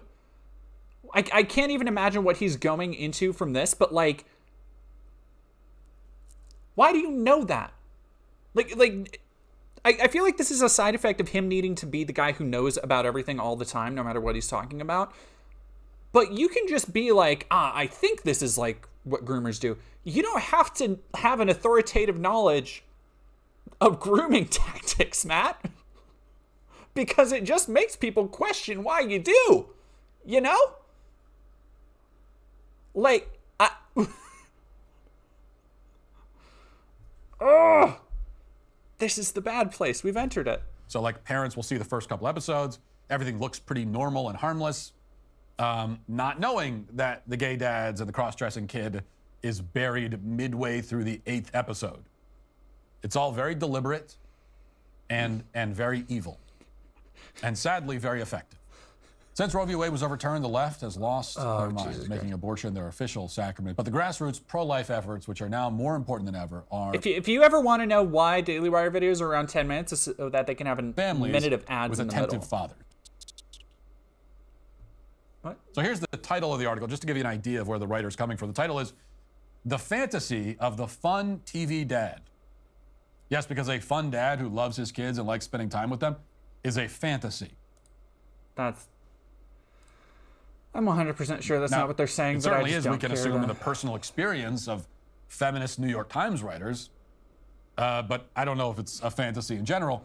The Daily Wire summarizes the article, quote, NYT writer Amanda Hess noted in her article how in the first... It's very funny when they're like, the Daily Wire writes, as if they're not the outlet doing it. Like, I know they do that so that they can, like, sound more professional, but it's just very funny. Noted in her article on the first episode of Bluey, the archaeologist's father, Bandit. Is that? Oh, Bluey. Okay, I was like, God damn it. This kept happening. When I was talking to Savvy, I think we both got mixed up multiple times when we would mention, because we talked about Chipchilla and all this stuff, and go check out Savvy's channel for the conversation around Chipchilla. But we both got mixed up multiple times between Bluey and Chipchilla. And so, like, even now, it's Bluey. I'm like, is there... Bandit's not in... No, that's Chipchilla. I've been forced to learn too much about Bluey, I will say. I have learned more than I ever wanted to know about Bluey. Episode of Bluey, the archaeologist's father, Bandit, keeps house while his wife works outside the home. She describes Bandit as a fun dad who does housework too, that always plays with his kids. Hess views this portrayal as unrealistic, writing that his omnipresence is odd and striking. The writer goes on to describe how her own child is often staring at a screen while she takes care of household chores like laundry. Quote, Bandit represents a... Yeah, this is just an astute observation that, like, kids are learning from a obviously early age a fantasy of life. Like, they are seeing life depicted in a way that is free of realism, free of the shackles that bind a lot of people to like this, where they can't spend maybe that time they'd rather with their kids because they have to take care of house chores. This is just, again, a very obvious thing. Why is this a thing? A parent freed of drudgery, one whose central responsibility is delighting his kids, Hess adds, claiming that parents don't play with their children in real life because they're too focused on other tasks. Hess. Another from Siggy Sigwald. Thank you very much. Did Maddie just admit he's a SH-17 dad and his kids don't want to hang out with him? I don't. From the cursory looks we've been given on like social media and stuff, every time his wife goes viral for talking about him, he does not seem very active. Unless he's like posting to own the libs about how he takes his kids fishing and stuff. Like, his wife has talked about how he wouldn't even take care of a fish. Like, they tried to get like a fish tank for his office, and he just like wanted somebody else to do everything for him. Like, he doesn't, I don't want to say lazy. I think the word is probably closer to like maybe unobservant is the vibe I get, but I don't know enough to, you know, it's a real, like, that doesn't sound right, but I don't know enough about stars to dispute it situation. Has the same complaints about Bentkey's Chipchilla, which is about a homeschooling family with the dad, Chum Chum, serving as the children's instructor. She describes Chum Chum as a highly involved father and unrelenting jokester who rarely seems to have to work. Yes, well, you know, it's important that the cartoon chinchilla has a more realistic work-life balance. It's odd to have an omnipresent dad. Now, she doesn't seem to have noticed that the main... This video is like, first off, this video is not even 10 minutes long. A minute of it was an ad. And like also like 30 seconds of it was a different show. And he's pivoted to a different topic. Like, is that all you have to say? Like this is the thing you've been talking about, dude. The Netflix groomers or whatever. Like, get back on topic.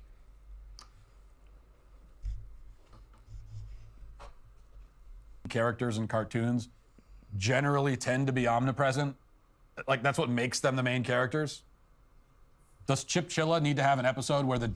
Sure, Shibiria's Kurosawa binge interrupted by Jordan going live right in the middle of Kagemusha. Go watch Kagemusha. Kagemusha slaps. Kagemusha whips. I love the battle scene.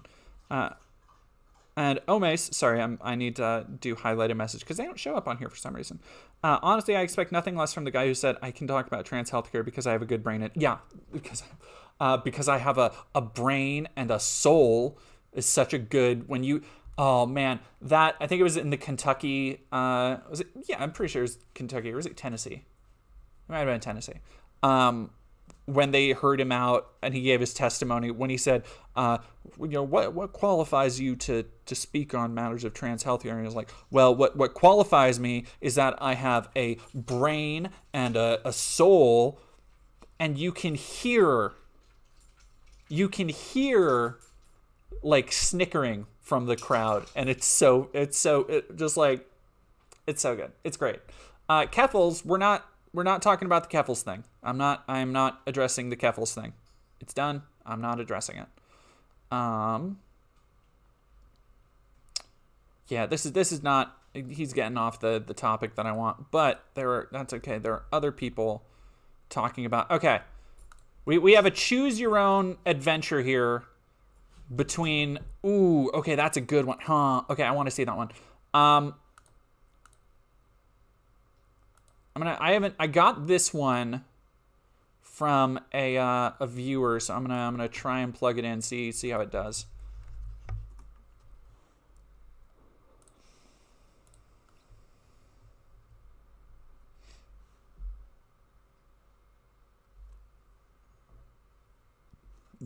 I need to get a bigger cup. I keep blowing through my water. Autumn Chan, Keffel's video did not... I haven't watched the Keffel's video. That's not what I'm talking about. The left doesn't see... Who is this? MRC TV. It's only 5 minutes, so it should be cross-dressing toddler dancing for his gay dads. While a Pennsylvania school district banned Christmas decor, New York Democrats take aim at Chick-fil-A. The common denominator, the left hates Christians. Oh, 5 minutes. Floof Mother, don't worry about it. Like I said, I'm not... I deleted the tweet. I'm not talking about the Keffels thing. I am not addressing it literally anymore. Erwan, you don't have to worry about that with me because I am not getting into the infighting drama tube debate bro space at all. I am here to cover things that actually matter and put my work towards more substantial things. Which I guess, like, as I say I'm going to put my work towards more substantial things, I guess digging into Cocomelon is not at the top of that list. I'll admit that's it's pretty low, but I do want to laugh at this. I'm very curious to see what, like, Pepe Sylvia conspiracy board she draws here. Oh, Paper Sock. This is absolutely hate watching. Also, I want everybody to notice, ad-free. Haven't had any ads yet. Hells yeah, thank you. You know who you are if you're out there watching right now. Thank you very much for getting me some YouTube Premium.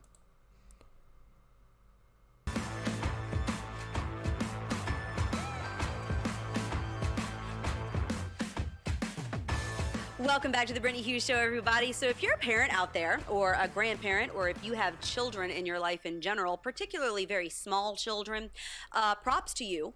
First of all, because it's Christmas time. It's the Christmas season. Off the bat, I'm going to go get water real quick. Wait, conservatives are acting like this little boy... Okay. I saw a little boy and then I read grave and I'm like, what? Dancing on a little boy's grave? But no. Okay. We are allowed to have fun with Cocomelon. We pro streamer now. I am not a pro streamer. I would never claim to do that. And thank you, Repeat Defender. I appreciate it. Yeah, Steele, I'm the same way. Like, and here's the thing: it's easy to get wrapped up in internet drama, but it's not worth it for anybody, because it comes down to, like, at the end of the day, most left-leaning people and leftists are on the same side. For, like, they might have broad disagreements, but there's no real reason why. When you compare left-leaning people and right-leaning people in similar spaces to commentators and conservatives and all that stuff, you'll notice that, with some exceptions, right-leaning people will kind of just make coalitions with whoever to get more exposure. And I'm not saying that you need to do that with whoever, because that leads to things like letting abusers into spaces, and, like, there still needs to be standards. But broadly, I think leftists too often let small, like, in the grand scheme of things, relatively small beefs and drama get in the way of building more, like, substantial coalitions and actually trying to get things done. Which is kind of just what...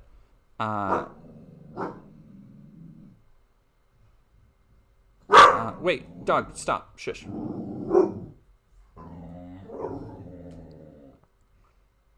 Patrick Clover, I have, like, almost no feelings about Walsh. Like, I've watched a couple of his streams. I just think he's not for me. Like,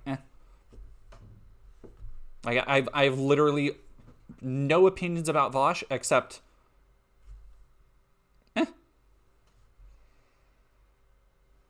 But yeah, vivisection, exactly. I think we should only let the leftists with correct opinions into our coalitions. It's like, if you do that and you have this checklist of things that, like, okay, are they vegan? Are they doing this? Are they intersectional in every way that matters?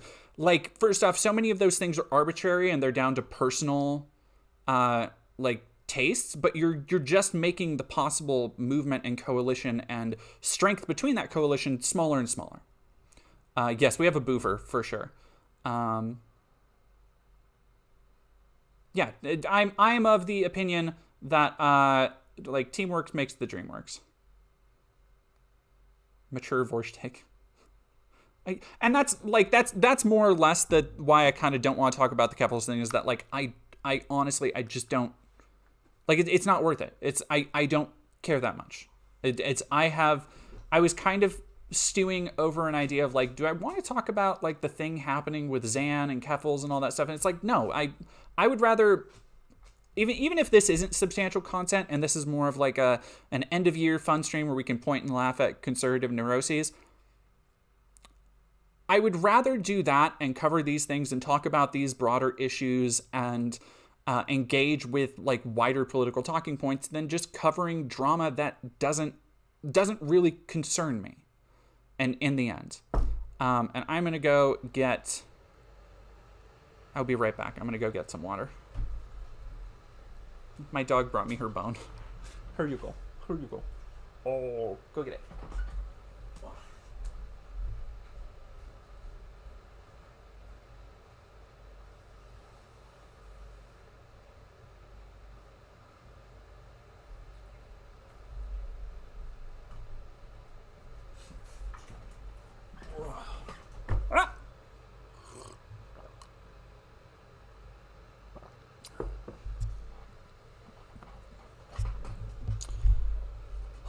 Okie dokie.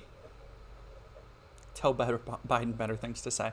Let's get into how Cocomelon and Christmas decorations are somehow, we're doing a double team here. It's not just the war on Christmas and the war on Cocomelon. It's the war on the Cocomelon Christmas. I'm so glad we have a crossover for the two topics we've talked about already. Everything tends to get crazy around the Christmas season, and I do this every single year, right? Like, no kidding, not even kidding you, like Halloween, like 2 months before. One last point Ophelia brought up. I'm involved in a lot of local activism efforts, and after a while you realize that a lot of the differences in ideology you might have as leftists don't matter. Absolutely true. As somebody who tries to go to as many local protests and like I did a stream a couple months ago at the Palestine protest, pro-Palestine protest. I live streamed that, and first time getting tear gassed was at George Floyd down here, which was not fun. But you come to learn that, like, in the heat of the moment, when you're standing on a picket line with somebody, when you're actually showing out, little differences in ideology tend not to matter. Or, for example, when you're protesting Nazis at Pride events, which is another thing that happened here, and protesting people like at the George Floyd protest who decided to bring like AR-15s and rifles to just like walk around and be intimidating because they can technically open carry. It like the little things stop mattering quite so much when you're faced with the actual tenacity and actual force of like open fascism. And I feel like that's an important thing that a lot of people who are more online forget about. Anyway. Yeah, no, Goveg's daughter, gas is not, like, tear gas is not, it hits you in a way that you're not prepared for. You know, like if you've never been hit by tear gas, because they shoot it, what they generally do is if you're in a line, I still have the video of this somewhere on my phone, I'm pretty sure, is if you're in a protest line, right, they shoot the tear gas, but they shoot it at the ground. And if you're lucky enough to not be hit by it, it just like pings off the ground because, well, they should shoot it at the ground. They don't always. If it just pings past you, it goes for another, you know, depending on how good of a shot, it'll go for another 50, 60, 70 feet. The thing, thank you, Paper Sock, super chat of $5, bleepity bloopity. The thing is,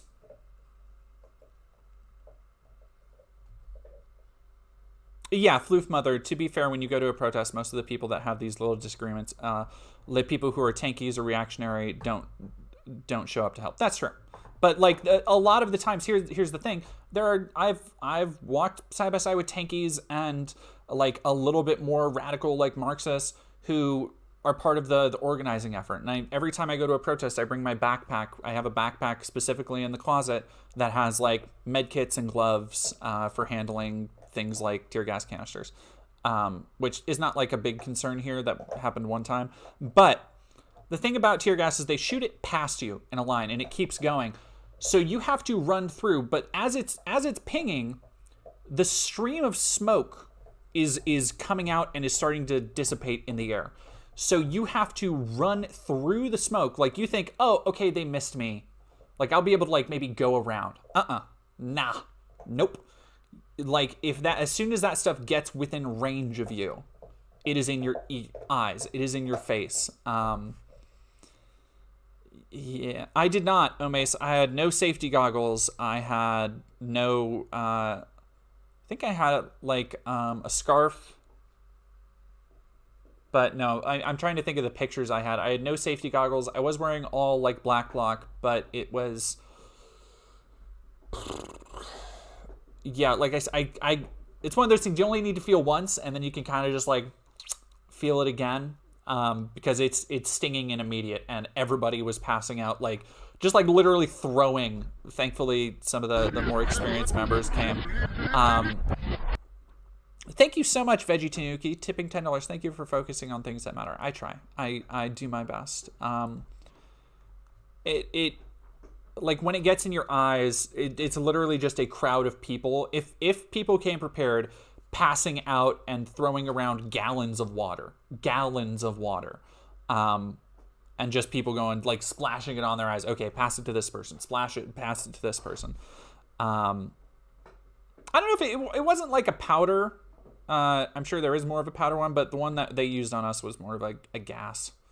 And yes, Omace, I'm definitely next time. I think because the George Floyd protest was a 2-day thing here before City Hall basically got involved in it and shut it down from the inside, which is, oh, I still get mad about that. But yeah.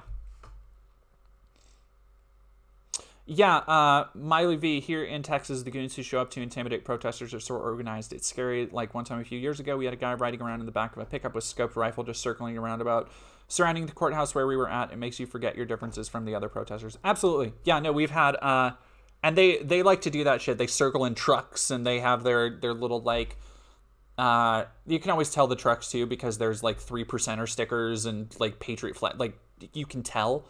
And they'll just drive around and you'll see the same car go by multiple times. And it's like, it's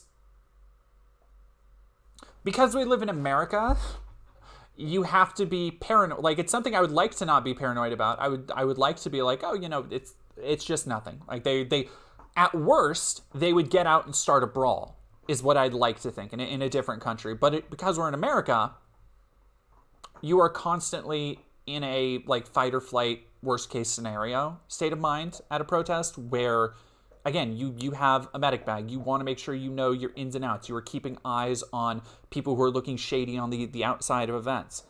Because, like, they could just, like, this is America. They could pull out a AR-15 and just mow down protesters in a drive-by. If like, and I know they want to. Like, we've heard so many things from fascist assholes who openly advocate for, like, violence and talk about, if not openly advocate for violence, make that seem as though that is the only recourse to stop leftism. So, yeah, if you ever go to protest, pack medical equipment, pack water.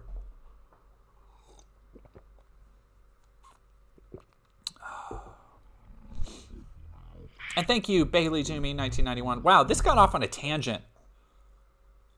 Where did that come from? Yeah, no, Miley V, threat of violence is almost inevitable. Well, God, is it? I doubt it's still up. The VOD is probably taken down. But, like it showed at that, I think some of you guys were here, with the Palestine protest I did down at Spokane City Hall, where I filmed it. There were a lot of people. There were like 3 or 4 people, and you can always tell because they come together, they bunch up. They're usually white dudes with, like, Trump hats and stuff like that. And they were there to, you know, make sure that nothing happened and keep the peace. And they were really just there to be assholes. But people in the chat were even like, keep an eye on them, which I was. But, like, they were giving me side eyes. They were not happy about me pointing my camera at them. But whatever, they were gonna do it. Pretty Boy Ingenie, yes, this is gonna stay live on YouTube. Yes, it is bad. Do not be a martyr.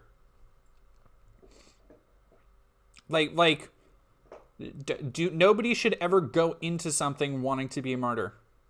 That is not how, like, good martyrdom is done. Because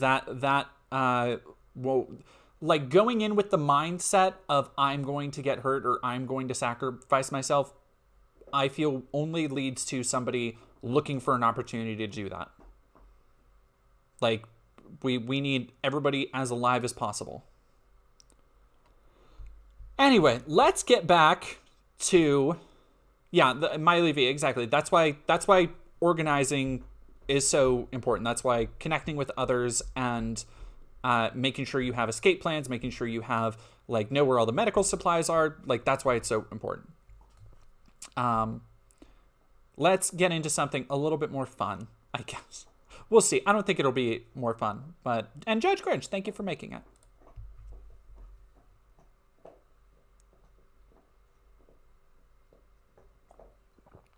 For Christmas, I start planning. All right, I know what I'm gonna get. I'm gonna have it all bought. I'm gonna have it all wrapped by, like, Thanksgiving, right? I'm gonna have everything done so that in the lead up to Christmas, we're just gonna focus on, like, making cookies and making memories, and everything's gonna be chill, and we're not gonna be stressed out. I'm gonna get all of the. Yeah, on the subject, somebody just said last thing I'll talk about with Toxic Femme 69. Nice. People want to be a martyr because it's easy and they're cowards. That's debatable, but that's a bigger conversation than I have. But if you want to do something good, live and work for the cause, I would say watch Godzilla -1. I feel like that sums up the idea pretty thusly.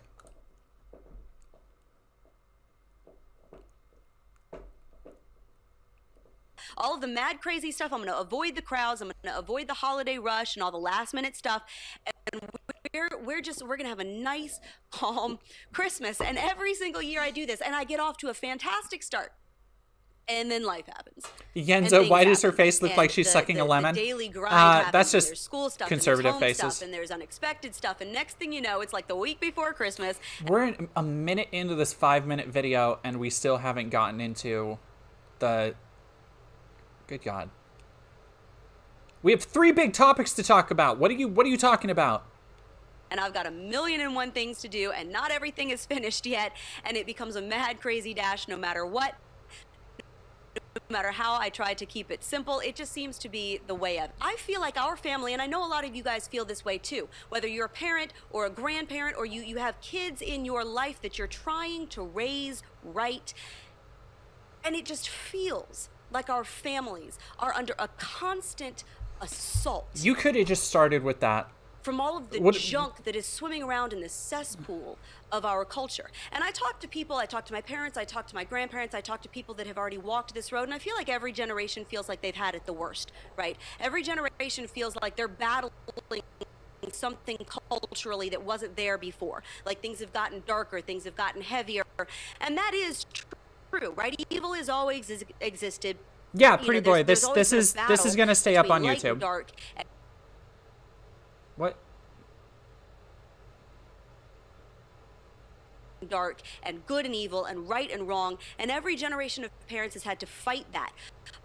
But I feel like the pervasiveness, I feel like the brazenness with which it is pushed on our children these days is even we're up to minute number 2. When are you going to get to the point? We saw that this week. Cocomelon, if you don't know what this Cocomelon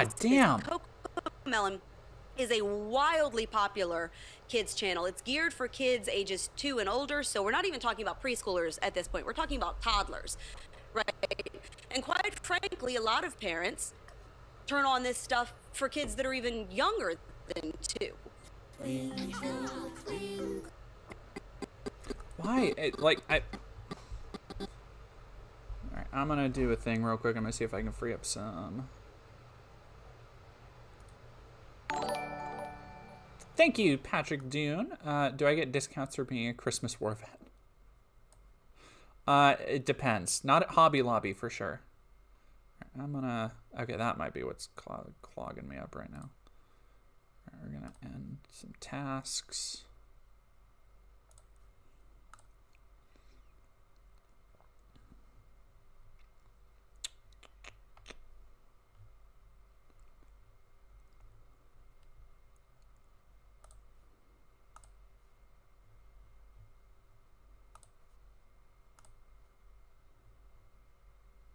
Okay, hopefully that will help. Clearing up some memory.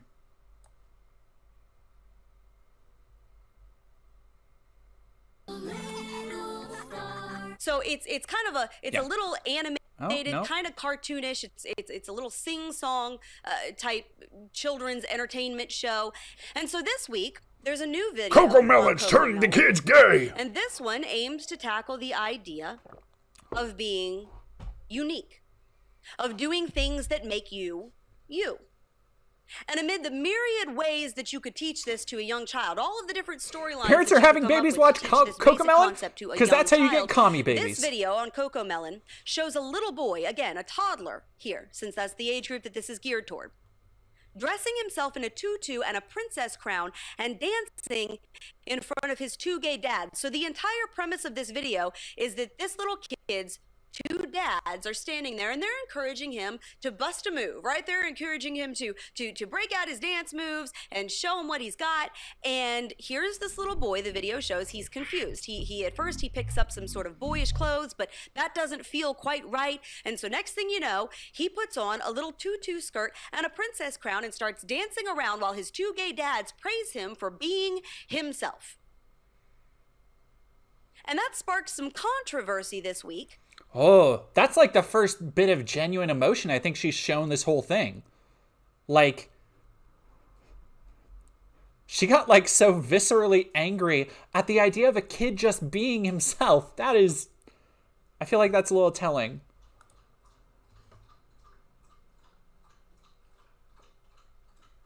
Among parents that don't feel like this has a place in children's entertainment. And rightly so. This shouldn't have to be explained. How are you going to get to the last But liberals less than a cannot minute? for the life of them figure out why a cross-dressing toddler dancing for his same-sex parents is problematic. Again, happy Thursday, everybody. Make sure that you head over to MRC.org. That's it? That was just malding about the... Man! I didn't even pay for that, and I feel ripped off. All right, do we want to... Oh, God, geeks. Oh, this is the one I want to do. I don't know what this is. It's a half hour long, so I don't know if we're going to watch all of it, because we got to get to the Satanic Panic stuff still. But let's check in on this.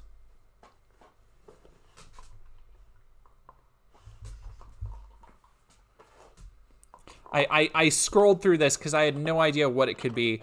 The Pope and Cocomelon go gay. Front page of, All right, so yeah, let's go to the very beginning, because they popped this out like 14 hours ago, but this is like proper video essay length that they're doing here.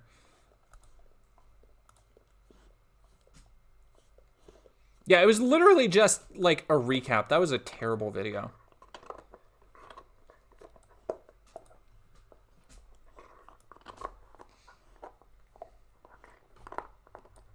Given out. If you hear that sound, that's my dog chewing on her bone. bone. In Germany, as many in Toasticles, thank you very much. And Olgan how the document has followed. Thank you for following. Heretical. And Cocomelon comes out with a new skit of two gay dads dressing their little boy in a tutu. Stay with us as we look at these and other stories on the 511 News. Cringe. His name is Chad Davidson. To the 511 News. I'm your host, Chad Davidson of Good Fight Ministries. And on today's episode, we're going to be looking Yeah, at you look like a Chad what has Davidson. been going on coming out of Hope you're having the a good holiday. I hope you have a good holiday. Thank you very much, Joe. I hope everybody as has a good holiday. I hope you have a good Cocomelon. holiday, Yes, too. Cocomelon, Good night, the Universal little Queen kid Fern. show, Thank you for and stopping what sort by. of indoctrination they are now pushing through this avenue. But before we get into that, we would love, if you feel so led, to subscribe to the Good Fight Ministries YouTube channel, as well as like this video.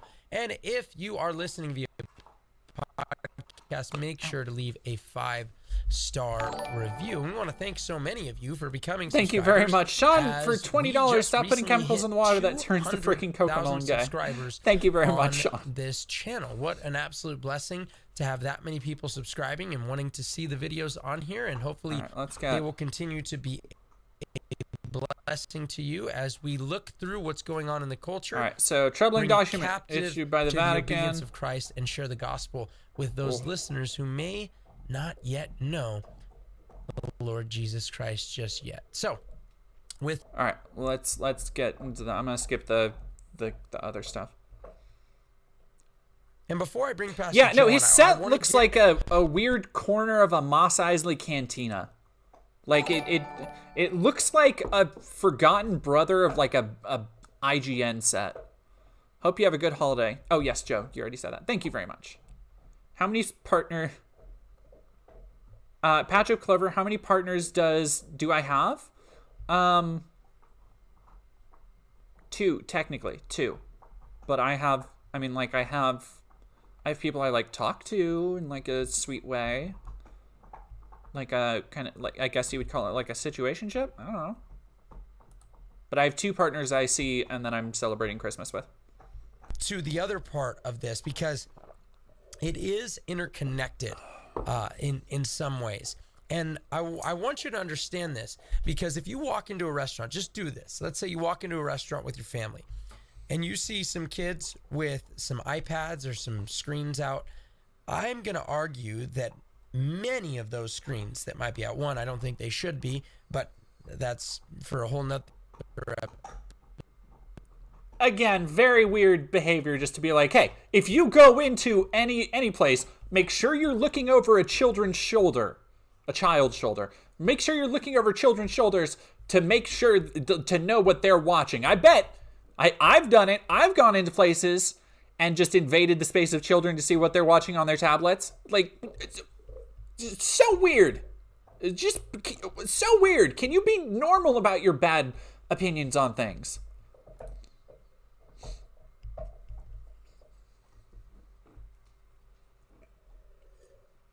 episode.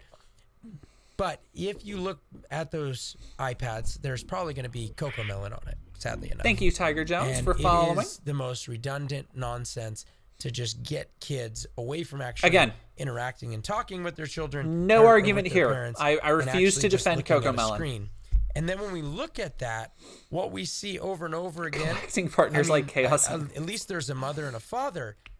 But now, of course, I even have my robot to collect the Chaos Emeralds out, like they always are. And you have to see the clip of the new episode for Cocomelon. How about you break out those moves for your two biggest fans? If you're not sure what to choose, think about all the things you like to do. Just be you. Just be me. I mean, you have to look at that and see how sick it is to have two men having a little boy dressed in a tutu, and sadly they're making it sound like the little boy is being forced to do this. They specifically show the kid choosing to do it and the parents encouraging that choice. Like, it's not a trans thing, it's a child just dressing in clothes. Who cares? Like, dressing in something that makes them feel, whether that's affirmed or because they think it's interesting, without fear of judgment is the whole point of the thing. And I'm sorry, I don't feel like people like Matt Walsh or this guy, if he has kids, I don't think their kids live without fear of judgment. Like, I think that's their problem.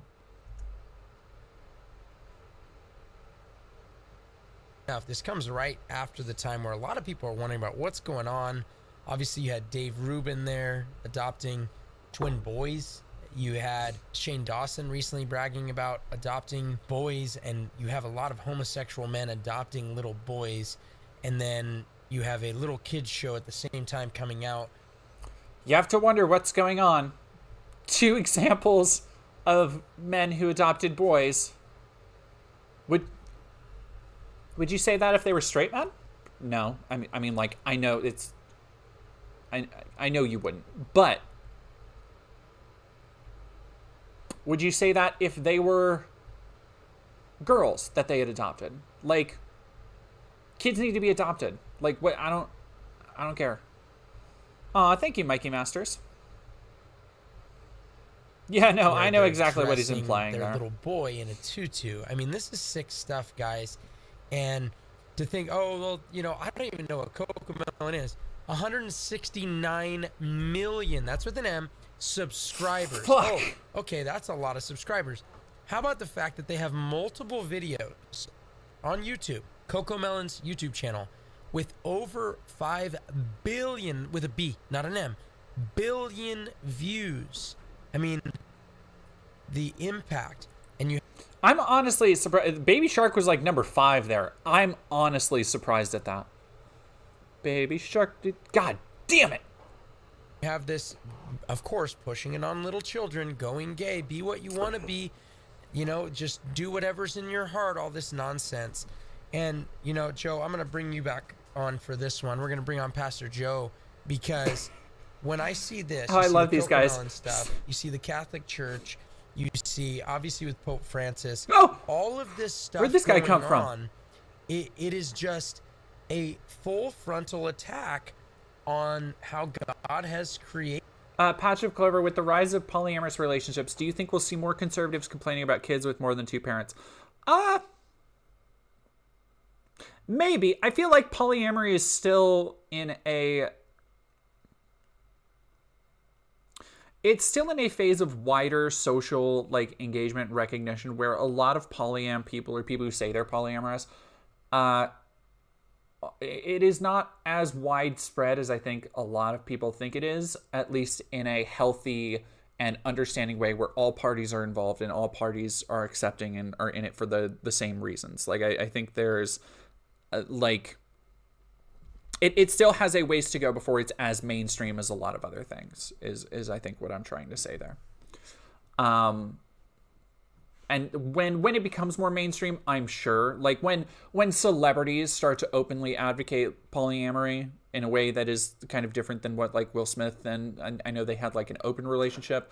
Open relationships are not the same as polyamory, so I think those are like two very different things. But like I think probably in the next 10 years it's probably going to get there, and I absolutely would think so.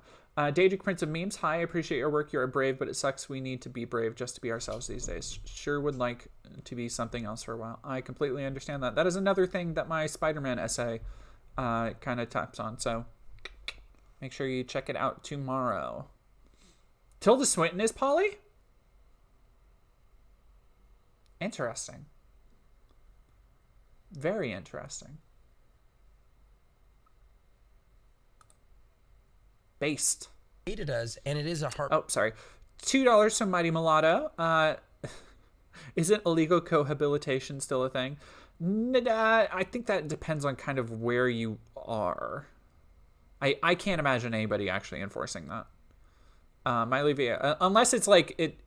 I feel like it's over where you are, and then like, you know, there is a legal limit to a lot of places for like safety codes and safety like regulations that you need to abide by, where you can't just put like 10 people in a 400 square foot space just because it is dangerous. It is not a humane living situation at that point. It is not hygienic. It is in case of a fire, anything like there's a litany of reasons. But aside from that, I don't feel anybody would you know, try to enforce that kind of thing. Breaking thing to watch. Yeah, we're seeing the unraveling. Yeah, the Ophelia, building sorry. blocks of society. All right, sorry. Pastor Joe, I'm going to let you finish. I do want to hear what you're saying about building blocks of society. But we get a lot, Ophelia saying we get a lot of swingers trying to join our local polyamory group. But that's the other thing, is I feel like so many people still view polyamory as like a sex thing. Like, again, like I think they view it as like, oh, I want to go out and have sex with all other people, or we want to do orgies, or like whatever. We're just totally fine if that's your bag, whatever. But that is not the same as like having meaningful relationships with multiple people. Like it's such a different thing. It's such a different dynamic. Spoken as somebody who's done it all, like it's a very, very different thing. Yeah, Punk on a Bike. I don't know. We're gonna talk about how I guess it's heartbreaking, and this is. You heard it here. Pastor Joe is going to tell us about how Cocomelon is tearing down the building blocks of society. Let it rip, Pastor Joe. Give me with both barrels. The Roman Catholic Church is supposedly, you know, represents Christianity. It does for so many people. It's not a true expression of Christianity, because you have all these traditions that have been, and Jesus warned about those who teach Joe Schimmel. The doctors of men as the commandments of God. And he warned about people's traditions, even in his day in the first century, how the Jewish traditions were nullifying the word of God. Spooky and Atlas, of course, thank you for the Bible making warns, last days, people have a form of godliness, but deny the power thereof. In the last days, 2 Timothy chapter 3. So we're seeing Crovi again, cannot the understand, traditions must of be men evil. in a form of Christianity, where these traditions have nullified the word of God. And the Pope's declaration, Francis is, and we've seen this coming. We didn't know, how it would exactly be articulated, but he has been considered, as you brought up earlier, Chad. He looks like a car salesman James Hetfield vibes from this guy. Is what I'm getting here. Like, I guess not car sales. Like, he has the look of a car salesman, not the like swagger, just the vibe. If that makes sense. The gay icon, front page of, front cover of The Advocate, as you mentioned, and so forth. But now he's putting some teeth in what we've been hearing about all along.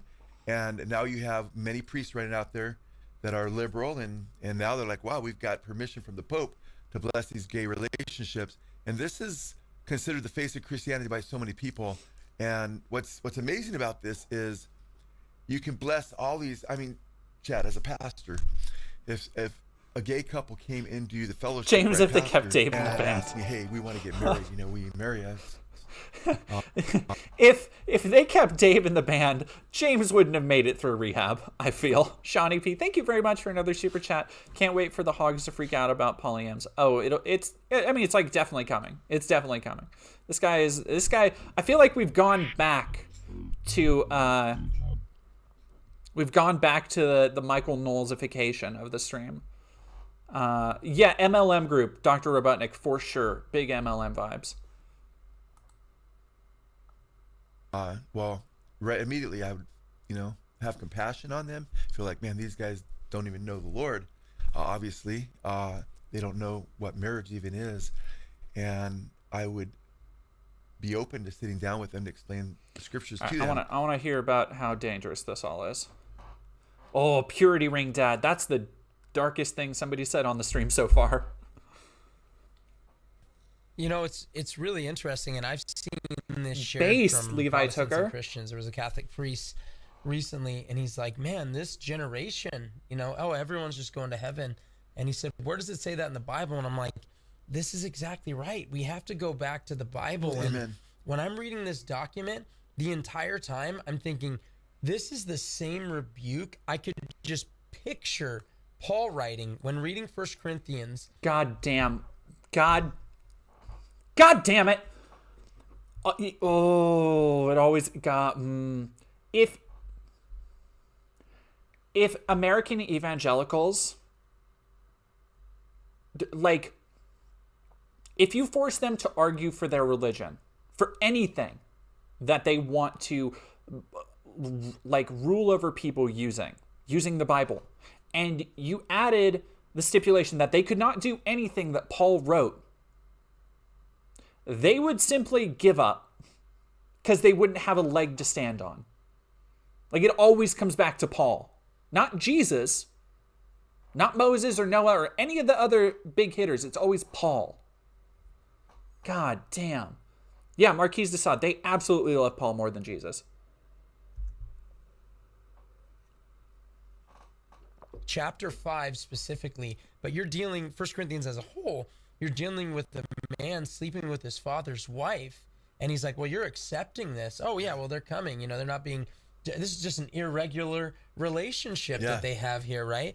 And we should still be putting blessings upon them. No, you should not. What you should be doing is not even eating with such a person who would claim to be a Christian and yet is walking in immorality. Specifically, in 1 Corinthians 5, sexual immorality is one of the things. You should not even eat with somebody who is walking in immorality.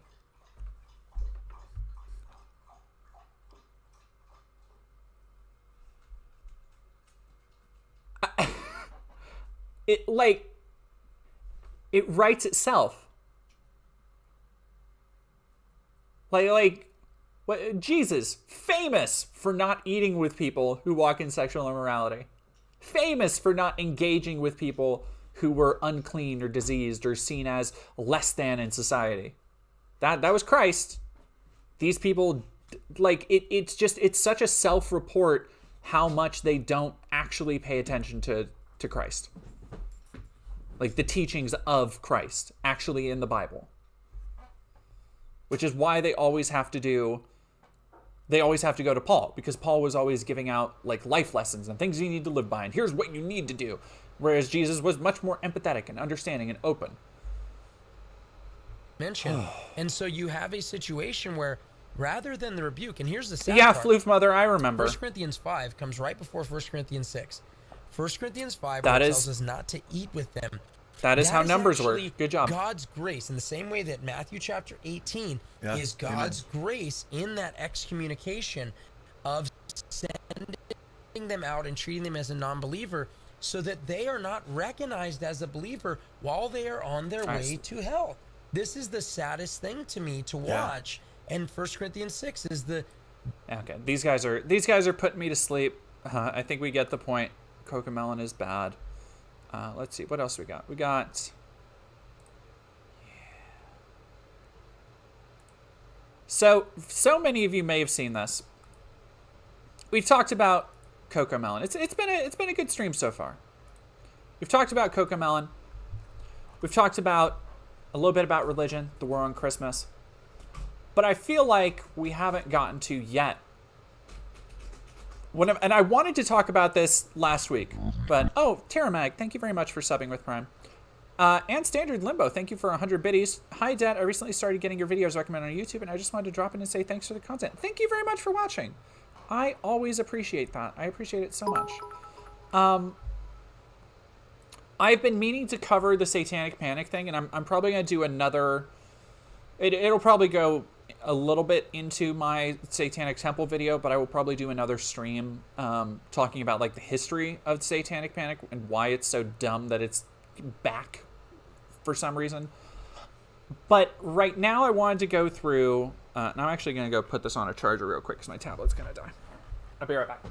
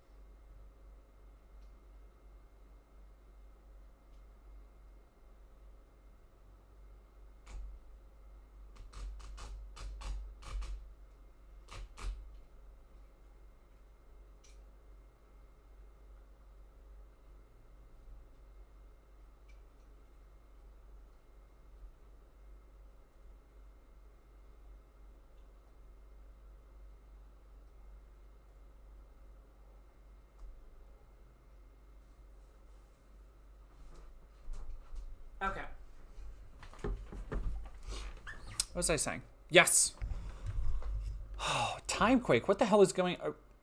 Do I got Time Cube stuff in my mentions? Ooh, we should talk about Time Cube. We should do. We should do a deep dive like conspiracy stream sometime. I think that might be one of the ones I'll start planning for into the new year. Because I think I need to do one on like Time Cube. I need to do one on like flat Earth stuff. Like we need to really just get in there. Real shit, Time Cube. Let's go, Time Cube. 6 corner days equal 32 corner hours. Religious oneism is oneness of God. So yes. I've been wanting to cover this for a little bit. We're back on the Satanic Temple. And it's just been such a busy time. I've been busting my buns. Again, tomorrow, my Spider-Man video is finally going live. I have been working tirelessly. I mean, I'm very tired. I'm very tired about it. But I've been working very hard on it for like a month now. It is far and away my biggest passion project of the year. And I've put so much time and effort and energy into every aspect of it. And I hope everybody checks it out. Dust Bunny, thank you for super chatting $5. Gays turn up to brunch because it's the time straights don't eat at and they can't be seen eating with us. So true. I could go for a brunch. I could go for a nice mimosa.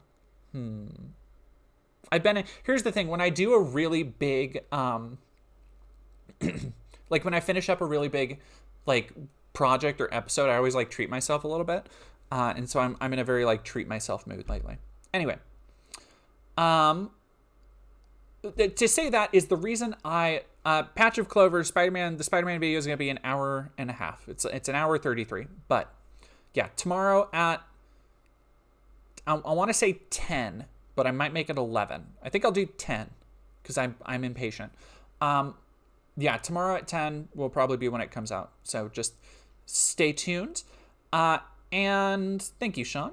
And what was I saying? Yes, so I've been meaning to do more streams and stuff, but I've just been so focused on that. I've been pulling like 6-7 hour days of research and writing and editing and so much work. Literally hundreds of issues of comics I went through. So yeah, let's get into this, which I missed. And we started off the stream talking about how the Satanic Temple can be kind of as based as they can be cringe. And I like a lot of the aesthetic stuff they do. I think the aesthetic is very on point. I like a good cunty Baphomet, which is kind of what they're pulling off here. It's very kind of Met Gala, and I'm personally here for it. Oh, thank you, Symbolic Noise ASMR. Oh, yes, and Patrick Dune, my Spider-Gwen cosplay will be a part of it, too. Satanic temple display inside the Iowa Capitol sparks controversy over whether it should be allowed on Oh, Sean, thank you. You don't need to give me 20 bucks to treat myself. Thank you, though. I appreciate it. If you're visiting the Iowa Capitol, God you damn, may turn notice up your the display audio put here. up by the Satanic Temple Congregation of Iowa. In a Facebook post, they say they're proud to participate in the holiday season festivities, thanking the state for supporting religious freedoms. But its presence is sparking some backlash, drawing small crowds to the Capitol to counter the display with Christian prayer. I came today because I'm concerned about the state of Iowa and the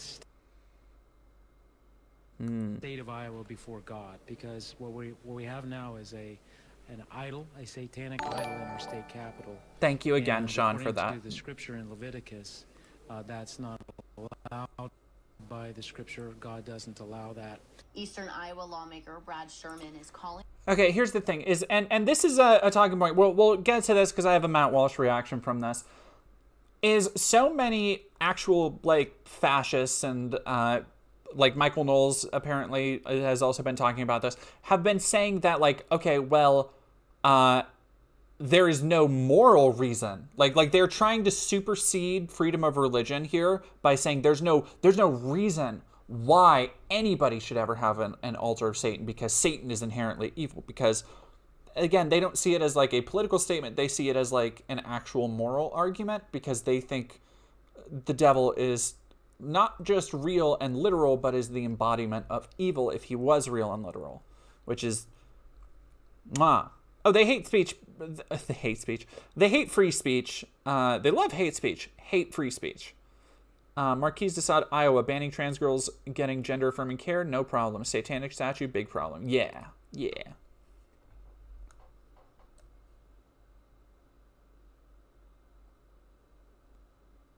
This guy, Governor Kim Reynolds, to remove the display. He wants to see legislation banning satanic temples on state property and requiring displays of the 10 Commandments in the Capitol, all state-owned buildings, and public schools. While State Rep Disgusting. and current Pastor John Dunwell also condemns the display. The reality is, I don't like the display.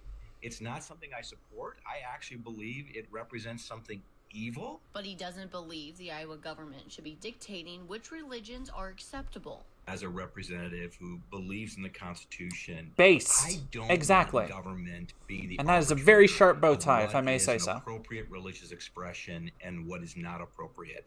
I think government needs to be about creating freedom for all religious expressions. Dunwell says applications for displays. Oh, no, absolutely. Yeah, Standard Limbo on Twitch saying, the thing that bothers me the most is the inconsistency. You either want freedom of religion or you don't, and they clearly don't. Yeah, absolutely. They do not want it. Tiger Jones, thank you for subscribing at Tier 1. It is, like that's the thing. And people like Michael Knowles and Matt Walsh, they talk openly about that. Like, that's what makes their rhetoric so intimidating for a lot of people, is that they do not... oh, thank you for whoever said nice top. Thank you. They do not care about, like, as much as they want to talk about how America is great and, you know, American values and all this shit, they don't care about anything that does not reinforce their worldview. And so they will throw anything to the side having to do with freedom of expression, religion, speech, that they feel threatens them. Display is not owned, maintained, promoted, supported, or associated with state of Iowa. There are some guidelines. They don't discriminate against religion, and current policy is to either allow all displays or none. If the solution is all or nothing, then it would be better to do nothing. The display has been in the Capitol Rotunda since December 2nd and will be up through this Saturday in Des Moines. But unfortunately, it was not meant to be. It was only up through this Saturday? That...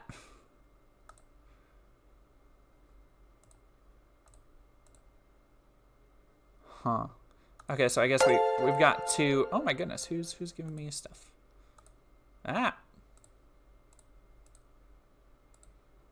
Thank you very much for Juliana to gifting a tier 1 sub to Mockingbird. Thank y'all. Thank y'all. So let's go back to our favorite. You love him. You gotta. Matt Walsh. Yeah.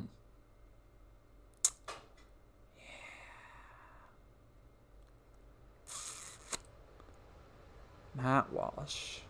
The Daily Mail has this report. The Satanic Temple has set up a display of a sparkling demonic ram's head in the Iowa State House as an expression of religious freedom.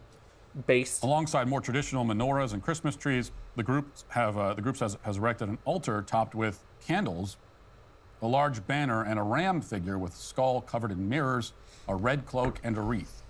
The temple reportedly went through all the correct administrative channels for the display. As an outfit, here's the thing. I don't like talk about how much I would kill it, but like if that was like a crown kind of mask situation, and the wreath like could be made into like maybe lingerie or something with a cape over it. Girl, I would kill it. It only had their original request to use a real goat's skull denied. So there was no attempt to turn them down or anything like that, or to fight over this. They were just given exactly what they wanted, aside from putting, the carcass of an actual animal in the State House. But everything else they got. Founder of the Satanic Temple, He's so Lucien mad. Graves, He's so mad told, about other people. KCCI, we're going to really relish the opportunity to be represented in a public forum. We don't have a church on every street corner. This display will be up for 14 days and is protected under the First Amendment. Lucien Graves is a piece of shit, by the way. Like, as much as I want to be like, yes, rub it in their faces, Lucien Graves is an actual piece of shit. Thank you for the little, thank you, my little lamb chop. Juliana, for slapping lamb chop on there. Ooh, I should do a Baphomet cosplay. No, no, but dog, not everyone this is is not pleased for with you. it.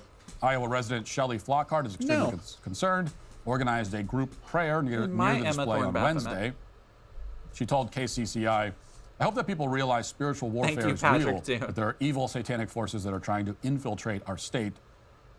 She said Christians must spiritually fight against it and added, it's a very dark, evil force, and I truly hope people know how to battle that. So that's what's happening in Iowa. Iowa's Governor Kim Reynolds is not happy about this, and she's spoken out about it.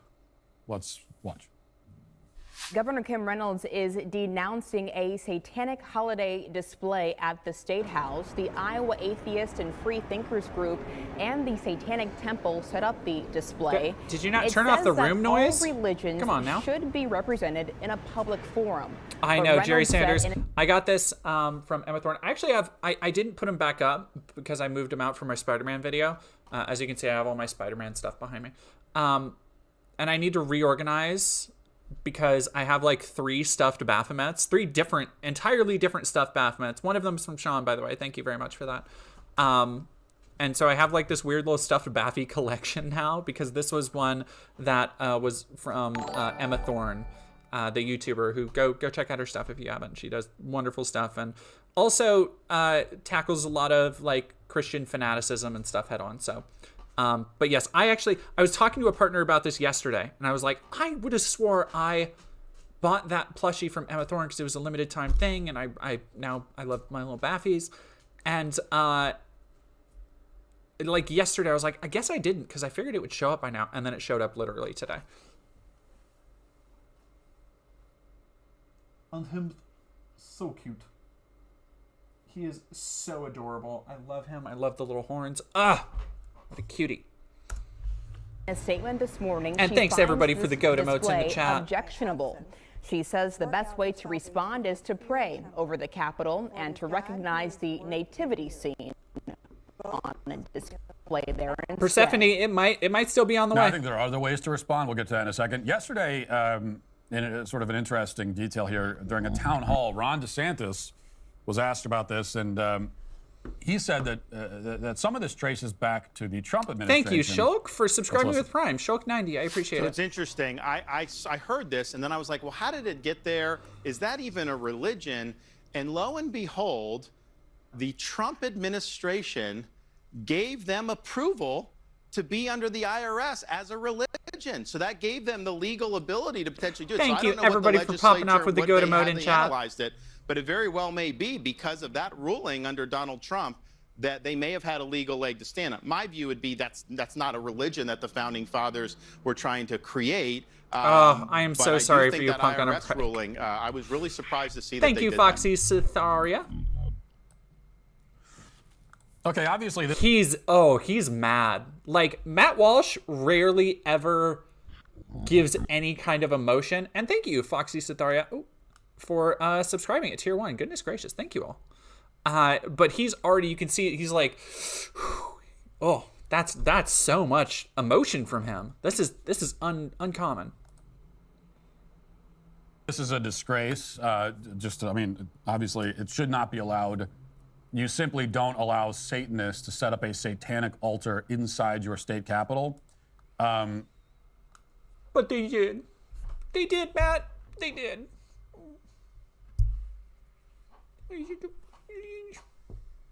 Sorry, I don't mean to be so pedantic, but it is funny how fuming he is getting over this statue. Like he is. This is the thing where you cannot.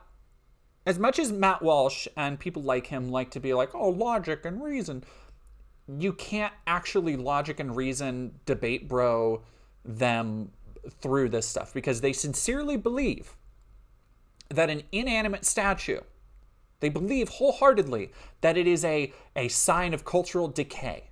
It's not just a cool little piece of art and meant to piss off some people like them. They don't have that self-awareness.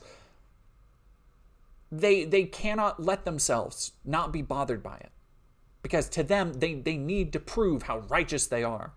How does Dee feel about being called Jordy? I have one person I hook up with on occasion. Well, actually, I wouldn't say on occasion. I've hooked up with a couple times and she calls me Jordy and I'm not a super big fan of it. But thank you, Toilet Wine Connoisseur, for resubbing Prime for 2 months in a row. I am specifically not a big fan of it because of her, and that's the reason. It's not a... But it's also somebody I haven't seen in, like, over a year, so... Building, I mean, that's the kind of thing that shouldn't need to be said. And I don't give a damn what argument you make. I don't care about whatever right you're trying to supposedly claim. Oh, but we have a right to. I don't care if you think that. I don't care if you think that. It's literally proven though. It's literally it's not a thing. Thank you, goodness gracious, Foxy Cynthia for gifting a tier 1 sub to Cypress Toad, Garfield Bussy. Okay, we got a lot here. Hang on. Let's get through them real quick. We've got Cypress Toad, Garfield Bussy, Ballistic Bassist, Terra Queen 17, and Base Cop 2027. Thank you so much, Foxy Cynthia, for all of your gift subs. I appreciate it so much. And my little pixelated rogue does too. That should be the response.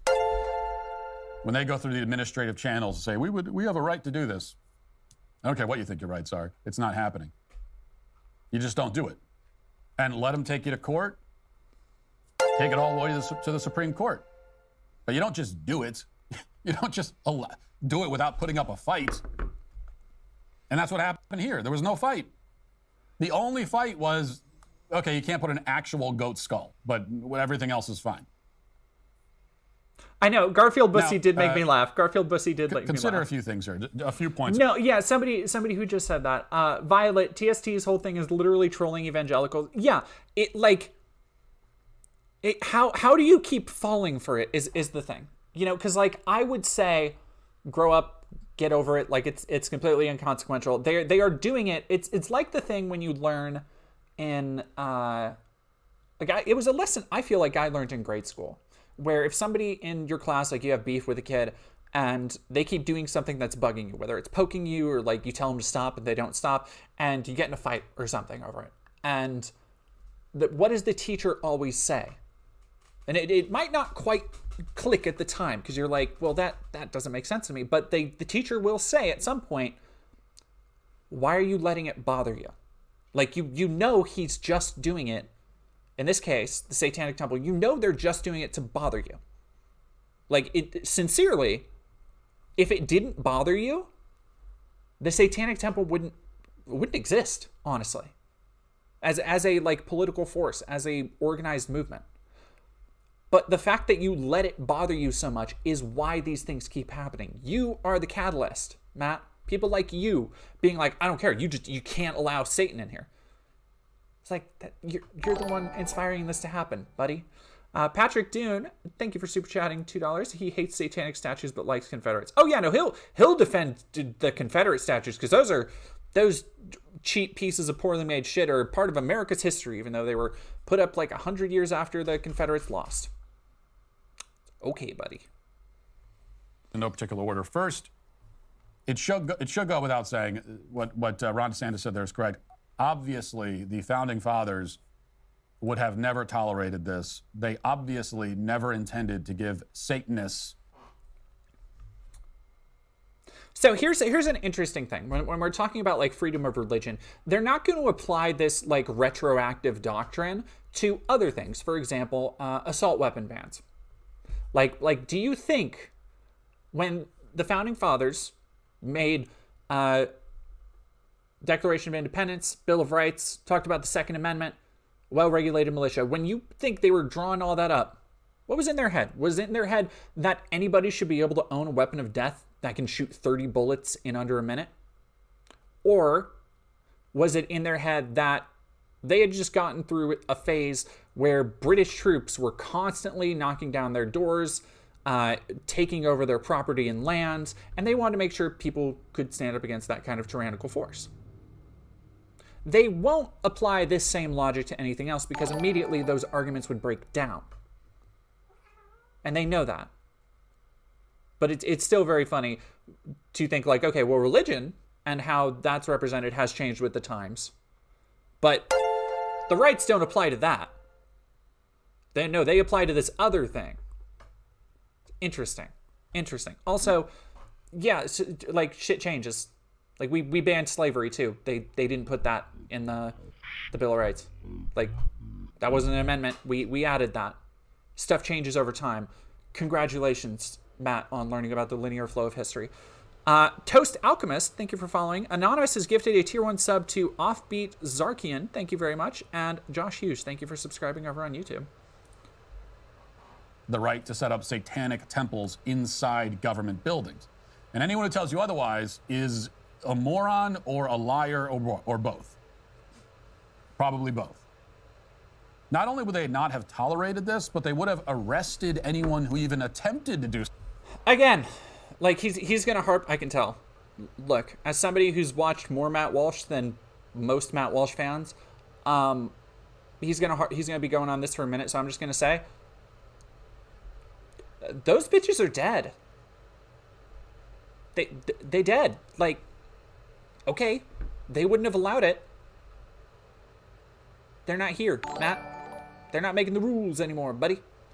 Mighty Mulatto is super chat at $5. Thank you very much. How can America is the best system of government on earth and democracy was never meant for degenerates at once? A conservative, their argument. Yeah, if you get down to most conservative arguments, they don't follow a linear flow. At least the arguments that they make and why their arguments should be valid don't align. Like I was saying. Something like this. Okay, so they were not the live and let live hippies that they're made out to be, for the most part. For the most part. Second, Satanism is not a valid religion in the theological sense of the term. Again, he's going to say this, and he's, on the surface, he's technically right. But the brilliance of the trolling tactics from the Satanic Temple is that you cannot prove that. You cannot prove in court, legally, theologically, that somebody who follows the Satanic Temple, who can read the Satanic Bible, like there are all sorts of different books out there and stuff, somebody who maybe even engages in pagan practices or Wicca or whatever, you cannot prove that they do not take that religion seriously as a belief system. You just can't. Sorry. Okay, it's an anti-religion. I mean, it's designed to be the opposite of a religion. And for most of these self-professed Satanists, it's meant to be nothing more than a troll of religion. Like, they don't even consider themselves to be worshiping Satan, really, and they'll be the first to tell you that. They are worshiping Satan, even though they don't consciously think they are. But they'll be the first to tell you that it's not that's not what they're actually doing. They don't think. It is a mockery of religion. The whole thing, all of it is set up to be not just of religion, by the way, but of Christianity. I wonder what he would think of like modern paganists, because I think I have a feeling he would probably say something similar.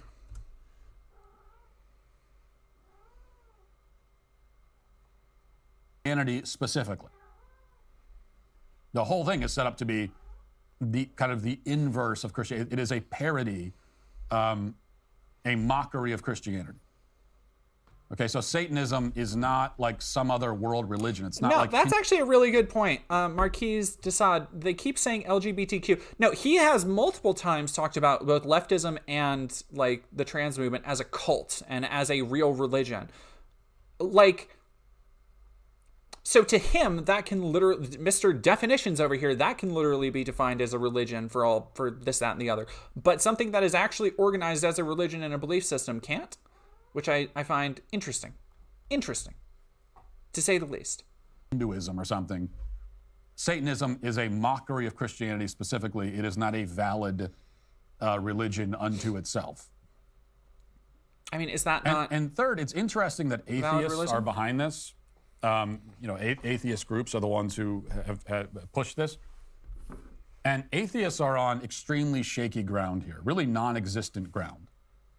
Because they're claiming that Satanists have the right to set up, the satanic altar in the Capitol.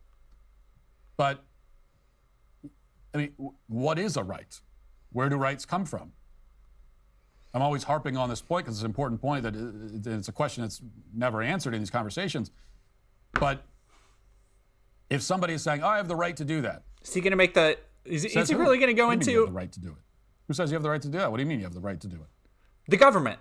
And what if the government just? What if Iowa had just said, "No, you can't. You don't have that right. We don't recognize it." Then they would sue. Like. Is it? Pure Talk has you covered for the holidays with a free Moto G 5G phone. No gimmicks. No. Network USA is equipped to secure the best settlement for more than a minute, you grifting shit.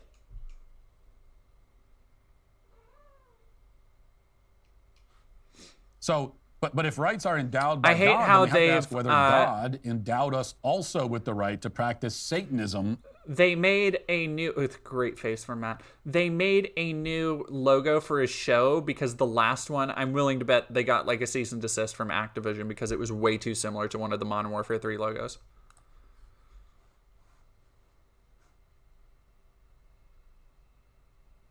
In government buildings.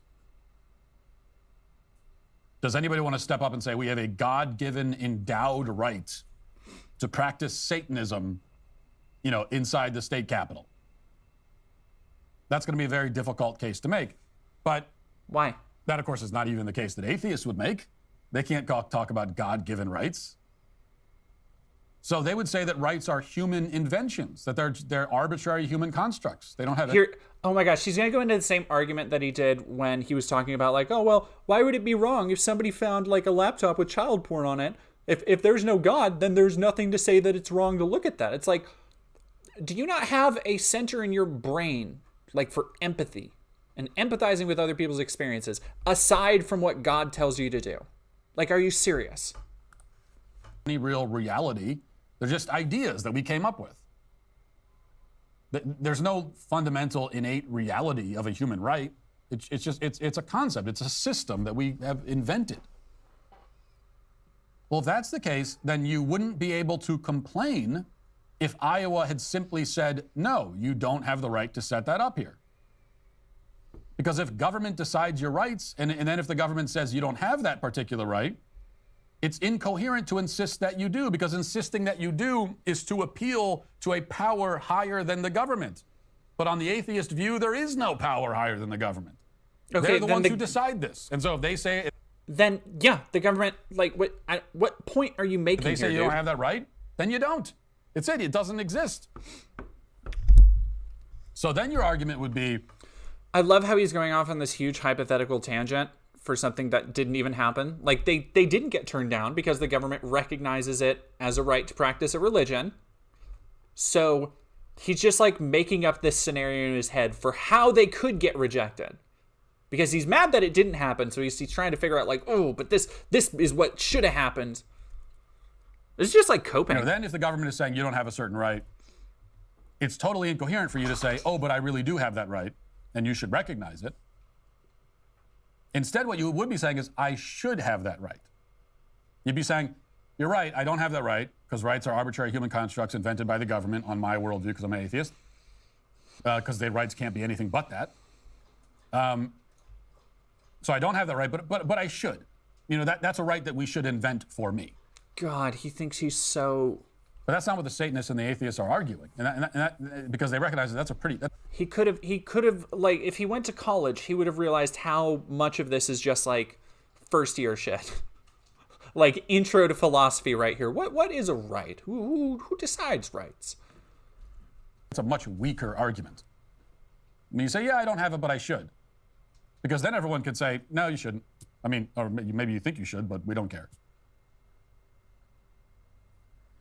And finally, to return to a theme from yesterday and really from every other day on this show, you know, as conservatives, we do not have to tolerate everything, okay? I love this. This is what it really gets down to. Is like, as conservatives, it's, and again, I talk about this excessively in the video I did, but like he has a deeply held belief, and he's done a better job at hiding it over the years.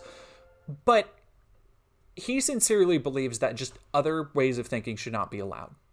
Like, they shouldn't be tolerated. And I think if he still believes as he did, he believes they should be met with open violence. At least that's what I feel from going into his work previously. Dagger Jado, thank you for gifting tier 1 subs to Yodabomb93, Olive Incarnate, and Zoom at Sea. Goodness gracious, thank you guys so much for all the tier 1 subs tonight. Y'all can use all of them cool emojis I put in there. We don't have to tolerate everything. In fact, we shouldn't. There, see? In fact, our whole thing is supposed to be that we don't. Because we're in the business of conserving. Conserving what? The right to practice Satanism? The right to turn state houses into satanic temples? Is that what we're trying to conserve? No, we're conserving God-given rights. We're conserving truth, sanity, common sense. Again, all things that like are not quantifiable. Truth, sanity, common sense. Common sense.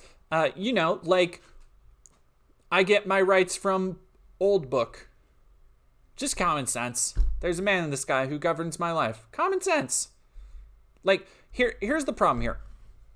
Is he's trying, and again, I show this off in the video where he talks about, this is just like the part of the video where he talks about how like, oh, well, anybody could see that like, obviously this thing in the Bible is proof of God. And it's like, no, that's proof that you have faith that that's real, but there's no actual inherent proof in just the words. Like, you saying it as if it's a scientific truth does not make it so. I understand and I appreciate the fact that you have faith. There's nothing wrong with having faith, but that alone does not mean that you are suddenly superior in all ways to anything opposed to you. Like, that doesn't mean that you have the logical argument just because you believe something through faith. Like, and it's something that just completely escapes him. Tradition. And this flies in the face of all of that. You know, which is why we should say no, and we can say no. Yeah, conservatives have to get finally past this juvenile, like adolescent, libertarian thing. This obsession with letting other people have rights and letting other people practice things that they want to. That's basically what he's saying. again, like Matt Walsh is, when he says he's a theocratic fascist, he's not joking. Lady, what are you doing? Stop it. Stop. Step. Stoop. Come here. Come here. Come. Come here. She's just staring at me, and now her little tail's starting to wag. Why are you being a booger? You're being a little booger dog. It's okay.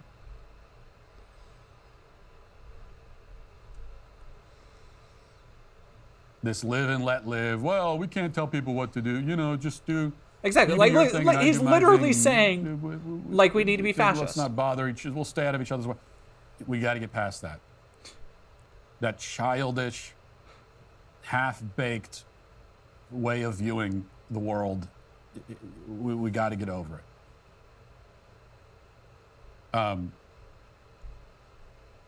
And that means that in situations like Logan this, Manchin Games. When he's being serious is the right when he calls himself a theocratic fascist. Anyone who looks at a like, I know he thinks he's making a joke about it, but like he never disproves it. He never tries to disprove it. Where are we going? We got.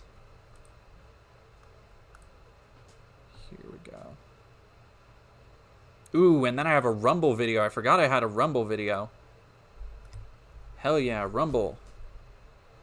That's the Nightmare Pit. Do we want to go to the Nightmare Pit, chat? Let's go to the Nightmare Pit. So what ended up happening, we'll talk about this here. Yeah, thank you, Oscar Langley. Sorry for reminding. Be sure to like the stream over on YouTube. Mighty Mulatto, $5. Common sense that with a judge's court order, anyone under 15 can be married in conservative old Wyoming in order to defend Christian marriage. Gross. That is. That's not surprising though. So what happened is some dipshit chat, I think it was that guy from the last time with the dead eyes that we saw in the news story, beheaded the sculpture, and so many people on right-wing Twitter were like, oh, this is so brave, this is the warrior in Christ we need for this guy who fought an inanimate object and won. So an inanimate object that didn't even have a weapon. Like, quite frankly, it wasn't even a fair fight on that. So, like, if it had a sword or an axe or something, that would have been something, but, like, come on. So this week we talked about the satanic altar that had been set up inside the Iowa Capitol building, and it was put there by the Satanic Temple as a response to the manger scene that is also inside the Capitol building. The temple claims that it has the religious liberty to set up satanic altars in government buildings if it wants to, and the Iowa state government didn't even attempt to fight them on it. There was no, the only thing the Iowa state government fought them on was that you can't have an actual Thank you, the CSE, for following. Which is what they originally wanted. But other than that, you go ahead, Satanists, set up your altar in the State House. And so they relented right away, and they let this depraved mockery occur. Depraved yesterday, mockery. A man named Michael Cassidy decided, Iowa resident, a veteran, decided to do something about it. And here's what he did. This is the post-millennial reporting. A satanic altar erected in the Iowa Capitol building has been torn down and beheaded by a Christian and former military officer. According to the Sentinel, Michael Cassidy pushed over and decapitated the statue, which was placed in the building by members of the Satanic Temple of Iowa after receiving permission. Did he not even want to save Baphomet? Into the trash. Cassidy told the outlet that he destroyed the altar. That's weird. He just skipped over Baphomet. That was the only thing he skipped. The anti-Christian acts promoted by our government. Yeah, no, like, Cassidy these are the people who want to say that people get too easily triggered over things. The man went, like, Pulp Fiction mode on a inanimate statue. Like, come on, dude. Lefties are the easily triggered ones. Man. Well, the world may tell Christians to submissively accept the legitimization of Satan, but none of the founders would have considered government sanction of satanic altars inside Capitol buildings as protected by the First Amendment. Anti-Christian values have steadily... Very interesting how that's exactly what Matt said on his show. What are the odds he heard that shit from Matt? Like, I would say pretty high.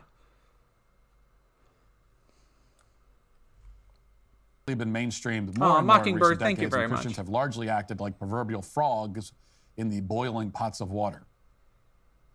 Cassidy turned himself into officers who were present in the building, who confirmed the Satanic Temple of Iowa seeks to press charges. Cassidy was charged with fourth-degree criminal mischief. Cassidy said, quote, "I saw this blasphemous statue and was outraged. My conscience is held captive to the word of God, not to bureaucratic decree, and so I acted." Psychotic. Just Psychotic shit. I mean, awesome. Great response. This guy, Matt Walsh, sees somebody fighting a statue, and he was like, "Yeah, cool, bro. Hell yeah."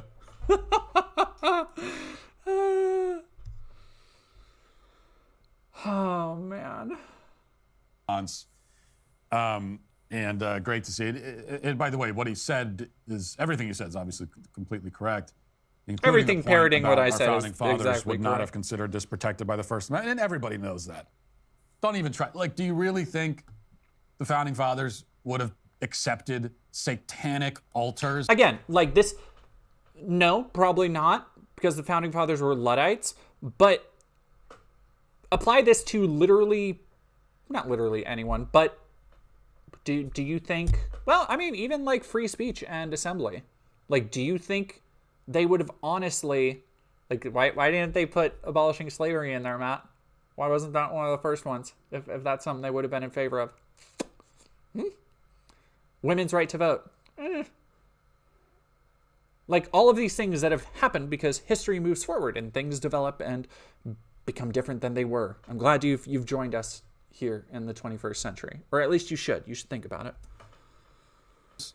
Oh, yeah, no, Valerie, the lovely Italian, Ben Franklin would have had, like, all you had to do, you could make Ben Franklin a Satanist with just, like, a big old pair of knockers. Like, just, like, some, like, milkmaid titties, Ben Franklin would have been all up in it. Inside, you know, the state house of any state? Which founding father do you think Hi, would have Coda endorsed Anthony, that? thank you very much. Merry Of course Christmas they to you. would. We all know that. Now, the update here is that there was a legal defense fund set up for Cassidy by the Sentinel, which is the outlet that initially reported on this. And I was happy to chip into his legal defense. TPUSA pledged $10,000, I think. Embarrassing. They're only looking to raise $20,000, and they raised it in like 3 hours, and then they paused the campaign. So I'd say this is a win so far overall. Somebody took down the display. They took matters into their own hands. They took the initiative. I really hope, I don't know if the display got put back up. I really would have loved it if it did. Because that would have been so fucking funny if for Matt Walsh, Mr. Conservatives we need to turn everything into a culture war issue for them to just like take down the display, then put it back up. And then like the only development that actually happened is this dude got arrested and is in a legal battle now, which is very funny.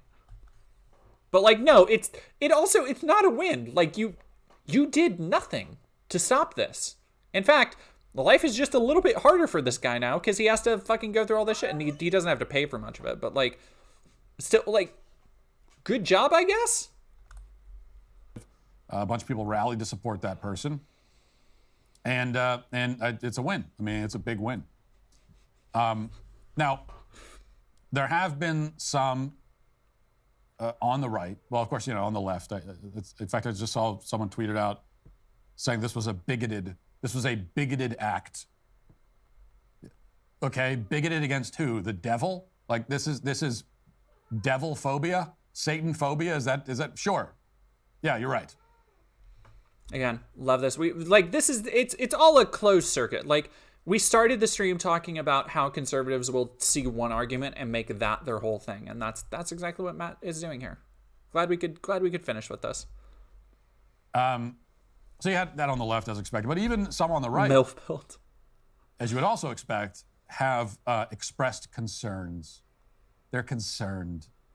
I don't know. I'm concerned, but this concerns me. It's concerning.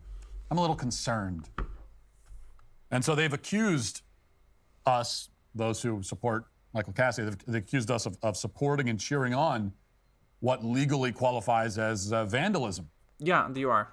That's what they've literally accused us what of. it is. And yes, that's exactly right. It's always so funny when he, like, how he thinks he's really being like tough. And he says like, yeah, I'm doing that thing that didn't require me to do actually anything. It's just something I noticed. He does the same. It was the same thing when, although it was much more disgusting there, when he talked about abortion rights. Is like, yeah, I'm glad you're mad. I'm glad you're unhappy and you can't kill babies anymore. It's like, you didn't actually do anything. Like, you aren't doing much here, buddy. That is what we're cheering on. They also say that the Satanic Temple has the First Amendment right They do. to set up its satanic altar inside a government building. They do. We may not like it, but, you know, if they want to set up a satanic altar in every state house in the country, there's nothing we can do about it. We can't do anything. We just have to sit back. They do. Every state house can be turned into a satanic, into a platform for worshiping the devil. And there's nothing we could do. We just can't do it for the sake of freedom. This is freedom. This is what freedom is. That's how it works, the Matt. holidays are rapidly approaching, but we can find peace and calm in the craziness of the season with Oh, that's such a number one fucking Christian prayer app in the crazy. world. Immerse yourself in Christ. That is a crazy ad pivot. Good God. But no, that's not correct. Everything is not the same. You know that everything is not the same. Everyone knows it. We all know that. Here's with the common You know sense these bullshit things are again. not the same. We don't have to pretend to believe otherwise. So here's my basic position on this. And I do think, as I've argued, that there is a legal argument here that the satanic altar is not valid religious expression under the First Amendment. Except you cannot prove that. So it's not a valid legal argument because you cannot prove that somebody actually doesn't believe in Satan, man. You can't go into somebody's mind palace and be like, aha, they're just doing it to troll. Like, you can say that, and you might be right, but you cannot legally prove that they do not have faith in the devil. When there are people, like, at the altar, like we saw in that video, taking part in actual rituals and praying and all that stuff. You can't prove it. So, forget about it. As I've been saying all along, according to the Satanists themselves, the whole Satanism thing is essentially a parody, a mockery. They don't even pretend to have a theological belief in the reality of Satan. All right, let's get to the point here, Matt. The idea that so you can notice when something is good and treat it as good, and when something is bad, you can treat it as bad. Really? I said, that's not what the founders would have wanted. That's not what Thomas Jefferson would have wanted. Honestly, I don't care if that's what he wanted. If that's what he wanted or didn't want, I don't care anyway. But, see, and that's what it gets down to. Like even if you make that argument, he's like, well, I don't care. This is what I want. Oh God, he's so bad at letting his mask slip when he gets into something like this that he really gets. It's very funny though how much the satanic statue got him way more mad than like the Netflix groomers on Cocomelon. So I'm gonna see this Rumble video real quick. And then this will probably be our last one today. Oh, fuck. I forgot it was Dim Tool. Damn. All right, it's okay. Fuck it. We ball. We ball. Are you going to let the greedy heating companies and their crazy high prices decide if your family is allowed to stay warm? I don't have ad block for fucking Rumble. NASA engineer from Michigan is taking. Head over to thebestsongever.com and purchase our new hit, Together Again. It is a cover of Smokey Mike and the God King. That's Jeremy Boring and Michael Knowles. And with your help, we will smash our way onto the Billboard charts. Christian former military officer beheads Satan. I'm so...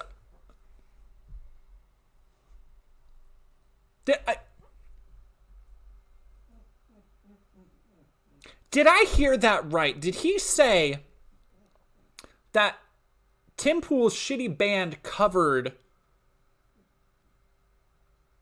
a song by Michael Knowles and Jeremy Boring? I feel like I've just been, like, bestowed Lovecraftian forbidden knowledge. Also, I don't ever want to fucking hear. I get people in my mentions all the time being like, "Oh, Tim Pool isn't conservative. He's not a right winger." Get fucked. You think somebody who's chummy with Michael Knowles and fucking Jeremy Boring isn't conservative? Stop falling for this classic libertarian, classic liberal bullshit. Okay, it's a lie. It's a ruse. We know it is. Like, go by what they actually believe and actually espouse. He's conservative all the fucking way down. I don't care if he's for like smoking pot or whatever.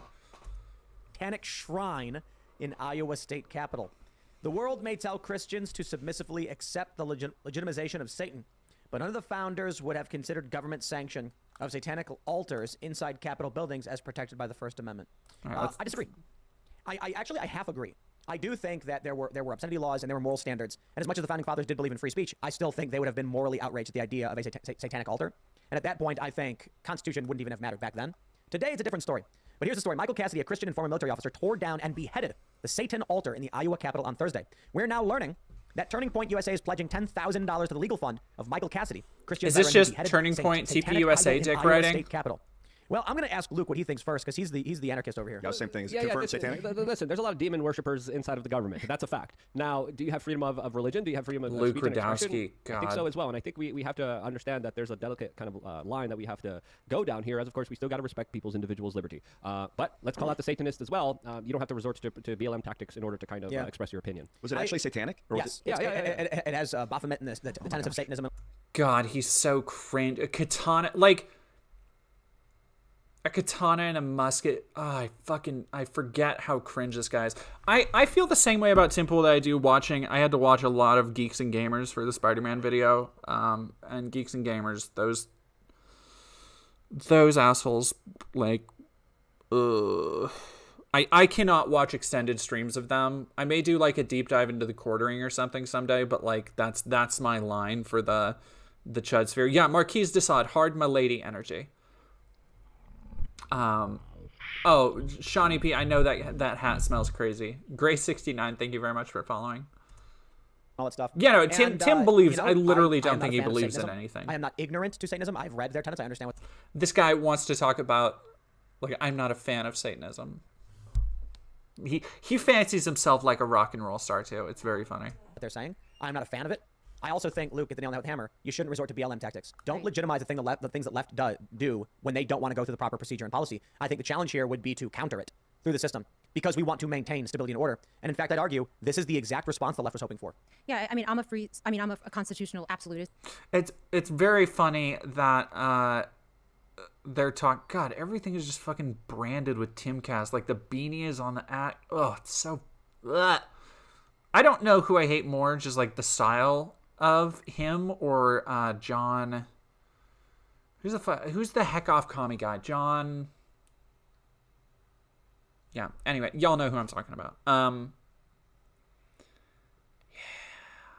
Anyway, let's get through this a little bit. Every religion, like if we can't accept satanic, even though I don't accept satanic people, I don't think there's anything valid in what they believe, but I have to respect the fact that this is their religion. Then one day, what could happen if Christianity is banned? And I don't think that that's far off from happening. So unfortunately, we have to kind of accept the beliefs of these people. And I guess their statue that they.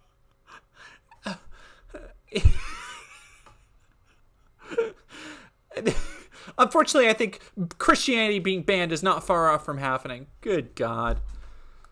There was in response to something like, I think that there was a monument. John Doyle, yes, John Doyle, that stupid dipshit. They want their freedom of religion. Yeah, listen, most government bureaucrats are secret demons. If they're out in the open, overt demons, yeah, like, tell me more about it. I want to know that you're a demon and attacking it. Again, if the shoe was on the other foot, if this was a Satanist attacking a Christian symbol, right. People would have a very different reaction than they are right now, kind of complimenting this. But I do want to stress this. Satanism is not necessarily the worship of... Oh, I'm just getting his shirt. It's unvaxxed sperm. Very smart, dude. Yeah, I bet people are lining up for that Luke Radowski sperm. Is that Luke Radowski? I don't think I've ever seen him. Oh, dude, John Doyle is less successful Nick Fuentes. Like, John Doyle is just more cringe Nick Fuentes. Of Satan, and I think it's important we can go through what was actually on that altar, because I'll tell you this right now. Woke people in this country are not Satanists, according to the Satanic Temple, and the people who are with the Satanic Temple do not actually follow their own Oh my God, Riverboat Jack, no! First, one should strive We're just about to get off, but thank you for raiding with a party of 32. Goodness gracious. I know, I just saw you, Cronian. All creatures in accordance with reason. Well, we know for a fact they don't do that. I mean, you go around yes, John Doyle, nerd with a suit, John Doyle does kiss his sister. Yeah, Nick is like, Mace. No, Nick Fuentes is cringe. Don't get me wrong. Nick Fuentes, super cringe. John Doyle, like, if y'all haven't seen the intro to his, I used to watch a lot of Hannah Reloaded, like, streams on VOD, and, John Doyle's stupid, heck off, commie, like intro thing. Windows starting fires and attacking people. That's not compassion. The struggle for justice is an ongoing necessary pursuit that should never prevail over laws and institutions. That's funny. They've captured the institutions and used laws to destroy the lives of people during the mandates and the lockdowns. So it doesn't seem like they follow that tenet. One's body is inviolable, subject to one's own will alone. Now that one really gets me going right there. What does that mean? One's body is inviolable. What is that? It means that no one can penetrate your body. Nobody can interfere with your body. Yeah. Ain't that a good one? Oh, yeah, This is like chaotic libertarianism or something? What happened to that one 3 years ago? You have a shirt on that says you're unvaxxed. Nobody forced you to take a vaccine, apparently. So, like, what are you complaining about? Like, oh yeah, how'd that work out when we all got tied down and forced to take a vaccine? It's like, you didn't. What are you talking about? SHRN666, thank you for following. Lime Pillows, thank you for following. Freedoms of others should be respected. They threw that out the window, including the freedom to offend. Yeah, they threw that out the window. To willfully and unjustly encroach on the freedoms of others to forego one's own. Beliefs should conform to one's best scientific understanding of the world. Wow, they really threw that one out the window. People are... So he's listing off how the tenets of the Satanic Temple don't conform to leftism, but like they pretty much do, just not in the specific ways that he wants. Like he is trying to mold them to ways that don't. Like, again, the idea that your body is your own and nobody else can interfere with that is like, that's fine. Like, again, no, Tim Pool follows the style of leftism is the same as like the libs and the Dems, and anybody on the left all believes the same thing. It's not actually how that works. If you took a second to learn about what the fuck you make a living talking about, you beanie-headed, bizarre, little weird gremlin man. Are fallible. They threw that out the window when it came to Fauci, that's for sure. If one makes a mistake, one should do one. They are really, like, is that all they really have here? They have to find a way to, like, again, another way that Tim Pool is absolutely not a centrist. He is absolutely a conservative. Listen to him just bitching about anti-vax stuff. He's taking this one story and just turning it into an anti-vax thing, which is not what I came here to see, Tim. Quote, Ron DeSantis. And he said more than that. He said, not a religion the founding fathers were trying to create. Well, that's subjective. And I think it's the founding dangerous. fathers weren't trying to create religion. Right, and I think it's dangerous. I mean, Ron DeSantis is my second choice, but after Trump. But I think a lot of the things he says are dangerous when it comes to speech and when it comes to religion. Like her face does not. Salmon Moose, thank you very much for following. Again, I'm trying not to. I don't want to criticize anybody for their looks because largely it's beyond their own handling. But there is something about it. She reminds me a little bit of the Fox News woman we saw earlier, where it, like, her face doesn't move. And I don't know if it's like a makeup thing, but like, look at her lips only, like, her cheeks don't really move with it. She doesn't look old enough to have like, have had, like Botox or anything. I mean, I guess maybe, but like, that's so weird. Jordan, I adore your strength to watch and share the biggest with us. I'm not there yet. Hammock, I appreciate it. I have a really good video coming tomorrow, so stay tuned for that. These type of things. I don't think it's fair to define someone's religion, really. I don't. As much as abhorrent it is, just the same way with speech. Like, people used to say, I'll defend your right to say whatever with the you want, cheeks, but that might be disgusting. Botox. Nowadays, you're right. That's completely not the way it is anymore. So see, here's the thing: is I think I've always been the person who's just like, age gracefully. Like, if you are pretty, be okay with aging. Like, it's fine. Like you look at beautiful women who have never had, or maybe had a little bit of Botox, but like, don't overdo it.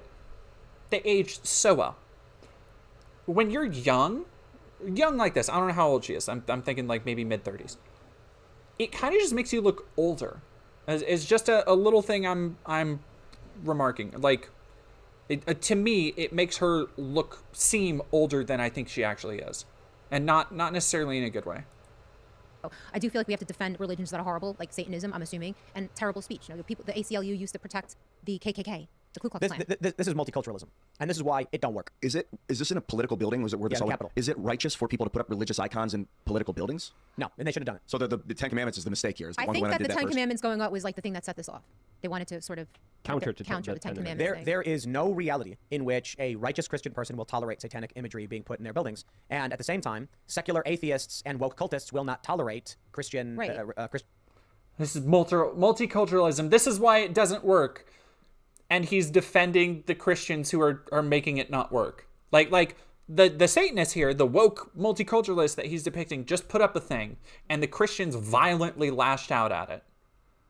Like, Tim, the people on your side are the reason why the multiculturalism you're talking about don't work. Which is a very cringe way to say that, by the way. Governance. So multiculturalism, it won't work. He said, quote, I saw this blasphemous statue and was outraged. My conscience is held captive to the word of God, not to bureaucratic decree, and so I acted. I mean, I could see myself doing that. I know that sounds terrible. Like, people have bad tempers, but like, if I saw a satanic statue, I mean, I would have to pay the price. If, I get arrested, probably pay a fine, and maybe even go to jail. But like, people become infuriated when they see that type of thing. If I saw a satanic statue in a government building, I might chop its head off. That's the attitude of BLM. Right, and I'm sorry, it's an emotional attitude. But I'm not saying that I wouldn't be subject to the law then. But then I wouldn't be arrested or have to pay a fine and, face the public. There's value to being calm in the face of being taunted. Right. Because this was obviously someone who's trying to taunt somebody with this, and it worked. Yeah, James Lindsay had retweeted something earlier about this. Someone made a meme video. The left uses this tactic of mid-level violence. We've talked about it a bit. It's the I'm not touching you tactic. They showed a video where a woman was sprinkling glitter on conservatives' heads, and the cop came up to her and said, you've just committed assault. If you do it again, you'll be removed. He goes, I didn't touch them. Right. Well, you don't need to touch someone to commit assault. This man, I bet this man is afraid of a firm milkshake. You feel me? Like, I bet he is, like, he sees a milkshake and he just goes, like, he already gets ready to duck. God, conservatives are such pussies. They want to talk about, and not all conservatives, just this guy in particular, they want to talk about how tough they are and how anything they do is hang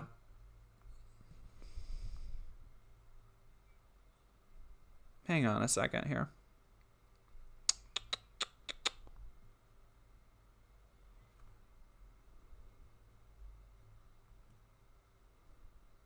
No. Where's my... Haha, there we go.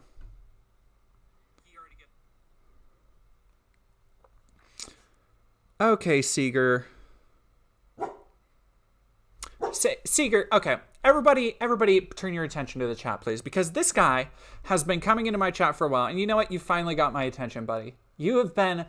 I have partners who haven't been riding my dick as much as you. And Seeger has made it a hobby of his to go to my chat and comment on most of my videos and posts. Like, you comment more than, like, some of my biggest fans. I appreciate the engagement, I really do. And he posts this thing. He posts a black guy, emoji, a cloud, and a thunderbolt. And that's his way of doing the low-tier god kill yourself meme. That's what he's telling me to do. He's telling me to do. But, Seeger, I will take a page from low-tier god's book and, get that ass banned, bitch. Oh. He got removed.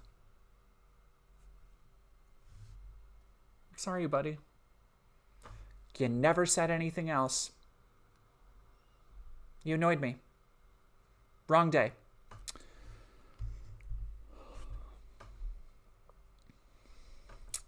All right, and here's the thing, Seeger, because I'm sure he's probably still watching. You know the really funny thing?